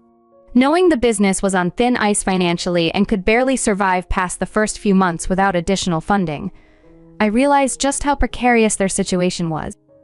The discovery of John, Mia's questionable ex, in the background of the launch party photos sparked an idea. Given the already fragile state of credit analyst confidence, any association with someone of John's reputation could be the tipping point. Using a fake social media account, I contacted the hesitant credit analyst's mother. I asked her to use Facebook's call feature to keep my identity hidden, maintaining anonymity. After some hesitation, driven by curiosity, she reached out. During our conversation, I explained who John was and shared his dubious past, underlining the potential risks involved with the business's current associations. Initially skeptical, Her attitude shifted as I sent her old photos of Mia and John, corroborating my claims. I made it clear that my only intention was to inform her, leaving the decision to invest in her hands. After providing the information, I ended the call, leaving her to ponder the implications for her potential investment. It seems like she made a tough choice, opting out of a commitment and advising her daughter to do the same. Since I reached out over the phone, the situation has escalated. Nobody suspects I'm the catalyst, but Mia has been urgently contacting our parents, hoping they'd convince the mother to reconsider her decision. Her friends are upset too. They're disappointed she kept such significant news from them. Additionally, Mia reunited with John but hid his true identity, which displeased our parents and everyone else, leaving her in a difficult spot. Everyone seems to be distancing themselves from her, upset by her actions. As much as part of me wants to relish the turmoil since she tormented me during our childhood, I'm finding no joy in her distress. Seeing the impact on her, whom the business meant so much to, makes me question if my actions were too spiteful. I overheard our parents discussing their disappointment. They're so upset that they're even considering withdrawing their investment from her business due to broken trust. It's a rarity for them to be this upset with her, marking a significant shift. Amidst this, I've been reflecting on whether I should feel guilty for influencing a potential credit analyst to withdraw, triggered by past grievances. I appreciated everyone's responses to my post. They've convinced me to stay quiet about my involvement. If our parents ever found out, I'd likely be kicked out, especially since I'm almost 19 and depend on them for college funding. It's been a week since my last update, and Mia's situation has worsened. The credit analyst's withdrawal influenced her daughter to do the same, leaving Mia and her business in jeopardy. One of her friends is now demanding a larger share of the business, 70-50, after losing trust in Mia over the secret involving John. This friend learned that John had stolen from his own father's company, and despite Mia's attempts to maintain her fabricated story, no one believes her. She even claimed the revealing photos were doctored. But this excuse hasn't spared her from daily reprimands from our parents, who, despite their disappointment, continue to support her as they meet with their lawyer each evening to navigate the crisis. Mia's situation might lead to her losing shares in her business, and there's a real risk they could shut it down due to unresolved conflicts. I've decided to stop dwelling on these outcomes. Interestingly, Mia's troubles have shifted focus away from me, granting me the freedom to do as I please. I've been enjoying this newfound anonymity, especially now as I savor my last few weeks at home before college. With everyone preoccupied, I've embraced the liberty of coming and going unnoticed. Whether I'm spending nights at a friend's house or just out late, nobody at home seems to mind or even realize. This has been the silver lining in all the turmoil. It's given me space and peace. However, I'm slightly anxious about whether this family drama might affect my parents' willingness to finance my college education, a concern I hadn't fully appreciated until now. If it does impact their decision, it could complicate things for me, though it seems Mia is facing far harsher consequences. 3 weeks after my initial post, and just when I thought I was out of the woods, the situation escalated again. The woman I had contacted caved under pressure and indirectly exposed my involvement to Mia. She told Mia about an anonymous call and photos she received, which led Mia straight back to me. Just yesterday, an encounter with Mia turned physical when she confronted me as I was about to leave the house. It got heated. She accused me of sabotaging her, pushing me as she entered. I reacted defensively, and the confrontation escalated quickly. Now I'm worried about the repercussions of my actions as she's vowed to retaliate. The whole situation has become a tangled mess, and I'm caught right in the middle, questioning if my previous actions were worth the chaos they've caused. Despite my inner panic during the confrontation with Mia, I managed to keep a composed face, vehemently denying any involvement in the accusations she hurled at me. I argued that I barely knew her friends' parents, having only met them briefly at a lunch before their store opened. My denial was forceful, my voice steady, even though I was fabricating every word. The argument escalated quickly, our voices rising over each other until our parents stepped in to separate us. But Mia was relentless, convinced I had sabotaged her business prospects. She demanded to search through my phone and laptop, I put up a strong resistance not because I had something to hide, but because consenting too easily would seem suspicious. Fortunately, I had erased all traces from my devices that could link me to the anonymous call. Mia assumed I had used my personal number, unaware of the disposable Facebook account I had created and subsequently deleted after reaching out to her friend's mom. Even after a thorough search of my social media and electronic devices turned up clean, Mia's frustration only intensified. She accused me of deliberately wiping my devices to cover my tracks. I countered, saying her paranoia was unfounded and it was unfair to lash out at me just because her business was at risk. The situation eventually calmed, and Mia, overwhelmed, broke down in tears. I thought the worst was over, but then my parents pulled me aside for a private talk. They admitted they found no evidence to support Mia's claims, but they still believed her, convinced that no one else could have known the details necessary to make those calls. My heart sank as they concluded it had to be me, especially after I'd previously expressed my frustration about how Mia had treated me. To my dismay, they decided to withdraw their financial support from my college, leaving me to fend for myself. They wanted no more arguments. They had made up their minds. Desperate, I started yelling and crying, trying to elicit some sympathy or a reconsideration, but it was futile. Unlike when Mia showed emotion, my outburst was met with indifference. After a harrowing half hour of pleading met with silence, I retreated, realizing the gravity of my isolation in this family conflict. After retreating to my room, overwhelmed by everything, I still possess a sapphire ring my grandmother left me, which could potentially fund my first semester of college if I decide to sell it. However, I'm uncertain if it could cover all 3 years, so I'm considering taking out a student loan and seeking a family member to co-sign. With the college payment deadline just weeks away, I can't afford to leave anything to chance. Since my last life story a month ago, a few days after my parents decided not to finance my education, I realized I had no reason to stay or maintain contact with them. I packed my bags and moved in with a friend whose family warmly welcomed me. My friend, who was planning to take a gap year and work in her dad's business, had no plans to use her college fund. Her parents, knowing me for years and considering me like a daughter, generously offered to use it for my education. Initially hesitant, I accepted their kindness but resolved to repay them someday. Now, I'm on campus, thankfully without needing to sell my grandmother's ring. Deeply grateful to my friend and her parents. As for Mia, her situation didn't improve. She ended up selling her shares in the business, which are now entirely owned by her former partners. She had to exit the venture she initiated as trust had eroded beyond repair. Though she might be upset, it was necessary, and my parents could do nothing to alter the outcome. The future of the store seems uncertain, but that's no longer my concern. Disconnected from my family and with no ties left to Mia, I'm fully focused on my own future, grateful for the unexpected support I've received and the new path I'm forging in college.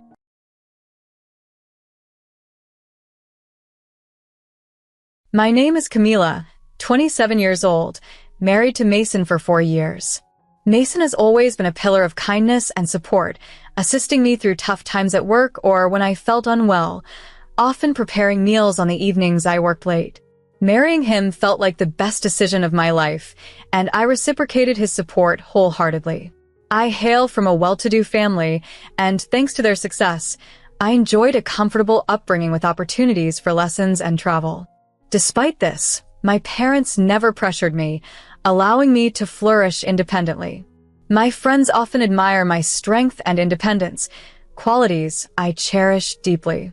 Although grateful for my background, I strive to make my mark independently of my family's wealth, which I kept a secret even from Mason.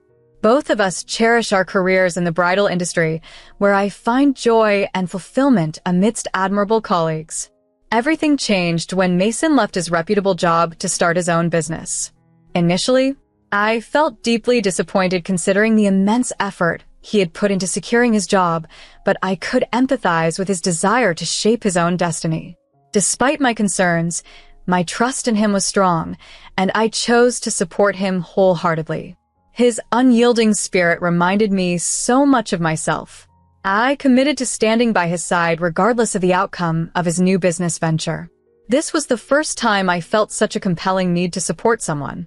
However, as I would later find out, John had been romantically involved with a woman from his university days. To make matters worse, he had accumulated $70,000 in debt from lavish vacations with her. At that time, I was completely unaware and felt utterly blindsided when I discovered the truth. The revelation left me devastated, and I spent days in tears. Despite the financial burden, John proceeded to launch his business with this woman at his side.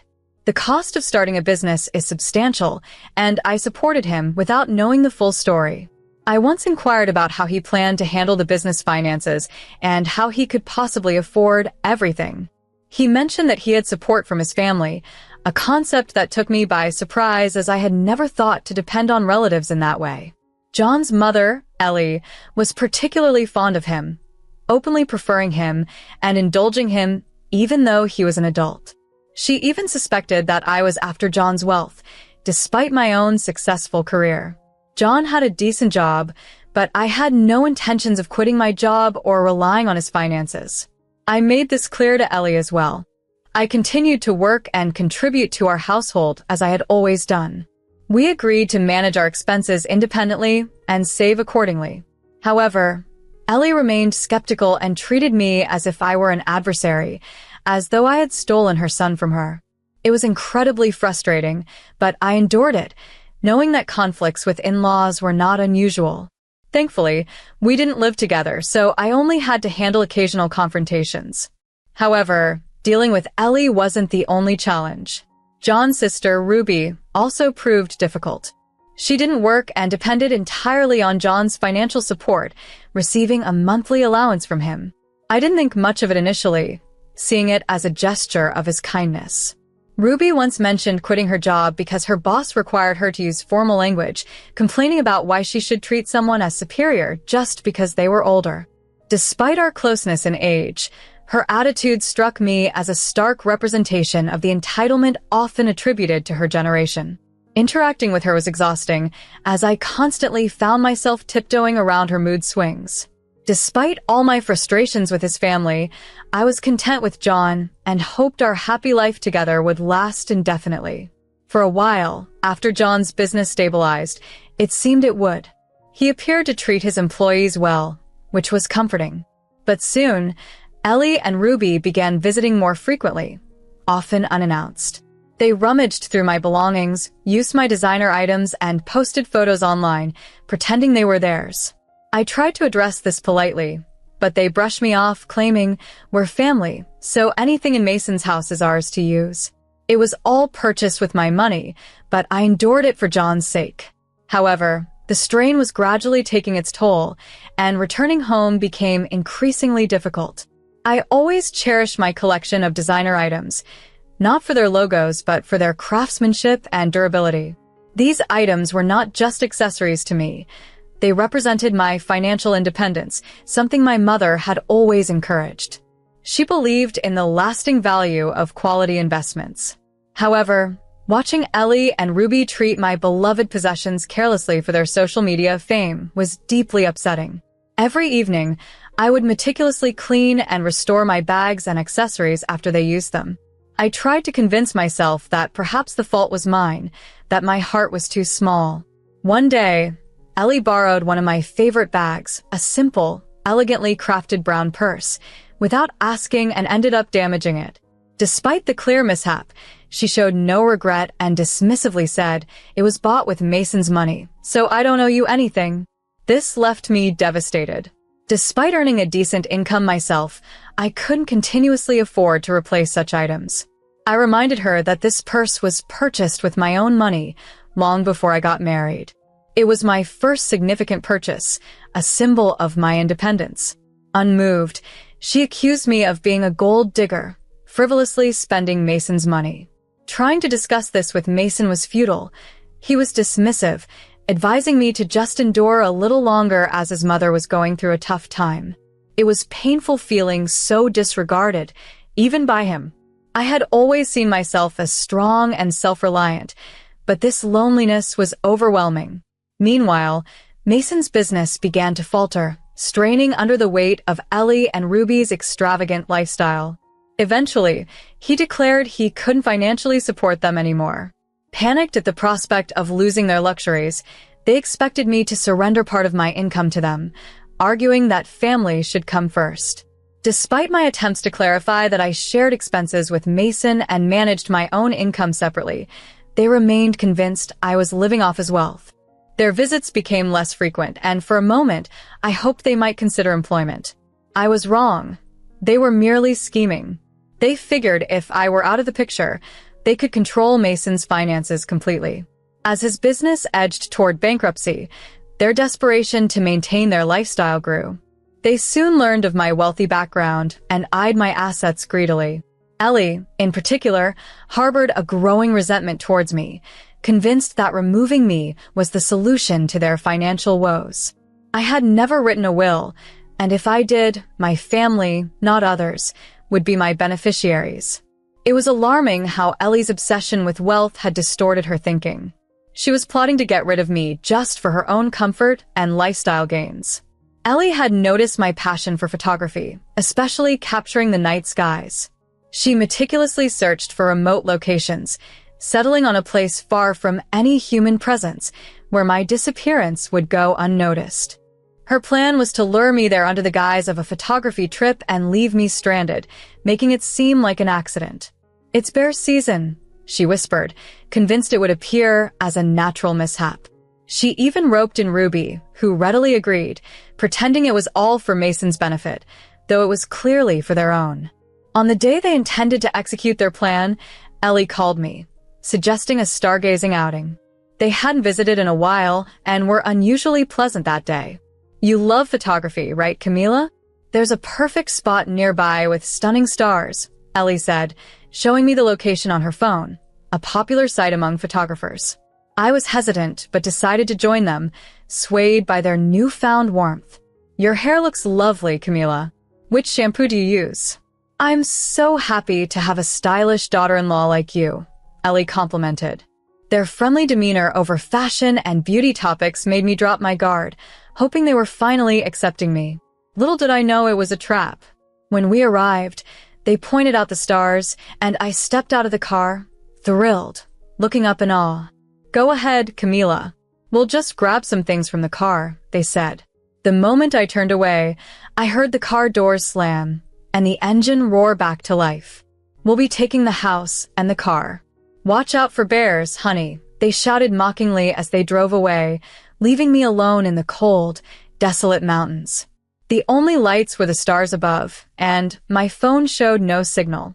Overwhelmed with fear, I steadied myself. Determined to survive, I remembered the backup plan I had in place.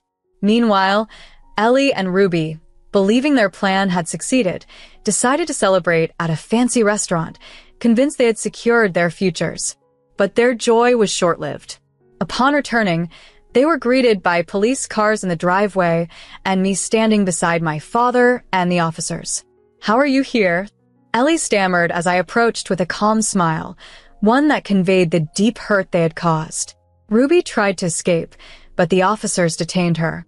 I had shared my location with my father using GPS, a precaution he had insisted on for years, knowing the risks that came with our family's wealth. My father had taken every conceivable precaution to ensure my safety, including arranging for a private jet that could be dispatched to my location within minutes of activating an emergency alert. When I used it while out stargazing in an open field, he was notified immediately. The space allowed for an easy landing, and I was whisked away unharmed to a family-owned retreat. That same day, I went to the police and revealed everything. I had recorded the entire ordeal in the car, following my father's wise counsel to always record when feeling uneasy. "Watch out for bears," Ellie's voice echoed clearly and damningly from my phone, providing the police with critical evidence. They arrested Ellie and Ruby on the spot, charging them with attempted murder and fraud. Both women were so shocked they collapsed, foaming at the mouth, a spectacle promptly captured by the swarming media. Amidst her breakdown, Ruby tearfully blamed her actions on her mother, while further investigations uncovered that her father, Mason, had been unfaithful, spending his time with a mistress. This betrayal, though minor compared to the others, was yet another blow.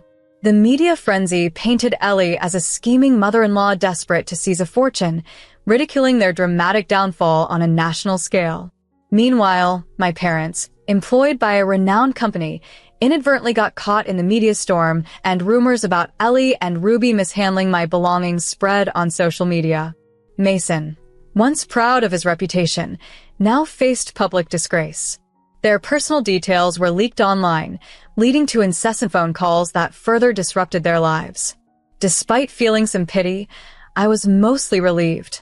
Soon after, their bank accounts were frozen, and they lost access to their assets. With no income for Mason, they struggled financially, and his affair became public knowledge, ruining his reputation completely. As for me, remembering Mason's earlier kindness now felt like a bitter illusion. Why marry me if there was no love? I was heartbroken yet determined to move forward. Ellie and Ruby were eventually evicted from their upscale apartment and relocated to a public housing unit. Their address was leaked, exacerbating their downfall. Ellie's mental health deteriorated, while Ruby, ostracized even by her own family, struggled to find work. Ignoring Ruby's plea for help in finding a job in the bridal industry, a field she naively assumed she could easily enter, I focused on moving beyond their toxic influence. I left the home I shared with Mason and abandoned all possessions tainted by their touch, returning to my parents' house to start anew, unburdened and free from their deceit. Although I had gradually found safety, the emotional wounds from my past experiences with Mason persisted. One day, out of the blue, he called, triggering a wave of unease just at the sight of his name flashing on my phone. "Camila, I'm terribly sorry. I've cut ties with my mom. Let's give us another chance," he pleaded. Despite his seemingly sincere words, his voice grated on me. I remembered too clearly his betrayal. "I'll protect you forever," he claimed, but his assurances rang empty. I no longer needed his protection and had learned to rely on myself. "Perhaps your mistress might need that protection," I retorted coldly, dismissing the fleeting memories of our better times and focusing instead on my newfound independence. That night, I cried, releasing months of suppressed pain and anger. Meanwhile, Ellie, fueled by jealousy and resentment, was making her own moves. Desperate to regain control and find leverage against me, she hired a private investigator, instructing him, "Find anything on Camila. I need something to use against her." The detective, finding no real evidence against me, reported only my recent innocuous activities, yet even this trivial information excited Ellie. "Camila has PTSD. Now I have something to exploit," she thought maliciously, her mind racing with vengeful plots. Mason, equally unhappy and desperate, supported his mother's schemes. "Mom, if you pull this off, let's use the money to build a new home by the coast," he conspired with her, oblivious to the resilience I had built against their machinations. I tried to resume a normal life, but one evening, as I walked alone, Ellie confronted me. Her appearance was disheveled, her smile sinister. "Guess the bears didn't get you in those mountains, huh?" she taunted, capturing my fearful reaction on her phone. "Pay me, or this video goes viral," she threatened irrationally. Shaken by this encounter, and realizing I couldn't handle this alone, I sought help from my father, who was outraged by the distress they had caused me. He immediately began investigating Mason's financial activities and soon uncovered evidence of tax evasion and embezzlement. Confronted with the evidence, Mason confessed. His mistress Alice, unaware of the depth of Mason's deceit, was shocked. "You lied to me, Mason. I had no idea my name was on those loans. You promised me a lavish lifestyle," she exclaimed, feeling betrayed. Their entire scheme fell apart, exposing their manipulations.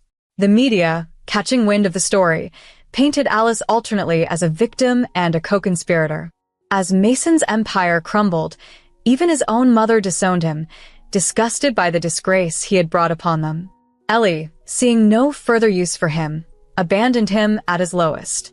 As Mason and Ellie, now completely isolated, plotted a desperate escape, my father, ever vigilant, anticipated their plan. He had security in place at the airport, ready to intercept them before they could flee. Their actions had finally caught up with them, proving that those who exploit others will ultimately face the consequences of their greed and deceit. The relief in my mother's voice filled the airport terminal as she exclaimed about her happiness. However, her joy sounded frenzied, and I could see she was prepared to cast my brother, John, aside in her panic. Witnessing their emotional collapse was like peering into the depths of their self-centeredness, laid out for everyone to see. John, deeply affected, could barely speak of the dreams he had lost with his mistress, Alice. I was supposed to start a new life with her, he confessed, and his words pained me. Once, I had loved him and envisioned our future together, only to be discarded without a second thought. Reflecting on this, I realized that such deep betrayals were new to me, and John's betrayal stung sharply. Healing from this wound would take time. From a distance, I saw Alice step up as the new CEO of John's company during a press conference. "I'll restore the company's reputation and safeguard our employees' jobs," she declared. Despite everything, she had seized control and was determined to move forward. Alice had her flaws, but she was proving to be more capable than John ever was. John, now stripped of his title and wealth, faced a stark new reality on the streets. Even my trust in my mother was shattered when she spiraled into a mental breakdown, lamenting John's betrayal repeatedly. Their selfish choices had brought them to ruin, leaving them to face the emptiness of their lives alone. As they grappled with mounting debts, their downfall was only beginning. Watching this unfold, I felt a detached calm. I was gradually healing from PTSD, regaining my strength and stability, and could even find humor in the absurdity of their downfall. Witnessing the decline of a once powerful family, I hoped no one else would ever endure such an ordeal. My ordeal inspired a new mission in me, to assist those with nowhere else to turn. I envisioned creating a sanctuary for individuals fleeing toxic environments. Though my PTSD forced me to leave my job in the bridal industry, it steered me towards a new purpose. My parents supported my vision enthusiastically, advising me on starting up, legalities, and staffing. With their guidance, I expanded my skills, pursued certifications, and sought advice from professionals. Gradually, my goals solidified, and I relished the challenges it brought. The retreat where I had once found solace became the first center of refuge. Its location kept secret to ensure safety, sharing only a contact number with those in need. I aimed to offer an escape without fear and pursued a counseling certification to better assist others in healing. When the refuge center opened, I felt a surge of hope. It would be wonderful if it were never needed, but realistically, there would always be individuals in dire circumstances requiring a way out. I hoped my experiences could illuminate the path for others. As Ellie, Ruby, and John continued to struggle financially, they were reminded that debts eventually need settling. One day, a woman arrived at the refuge, escaping an abusive family situation. I assured her she had made the right choice by leaving and shared that I wished I had left my own troubling situation sooner. Her expression softened, and she smiled through her tears. "Thank you," she said, believing she was at fault until then. I comforted her, affirming that it was okay to recognize her pain and establish boundaries. Here, no one would fear retaliation or worry about their family's intrusion. My father's security firm protected the center around the clock, ensuring everyone's safety. This became my safe haven, as it was for many others seeking a new beginning. Over time, the refuge grew, welcoming more individuals in need of a trustworthy family. For the first time in years, I found myself smiling genuinely.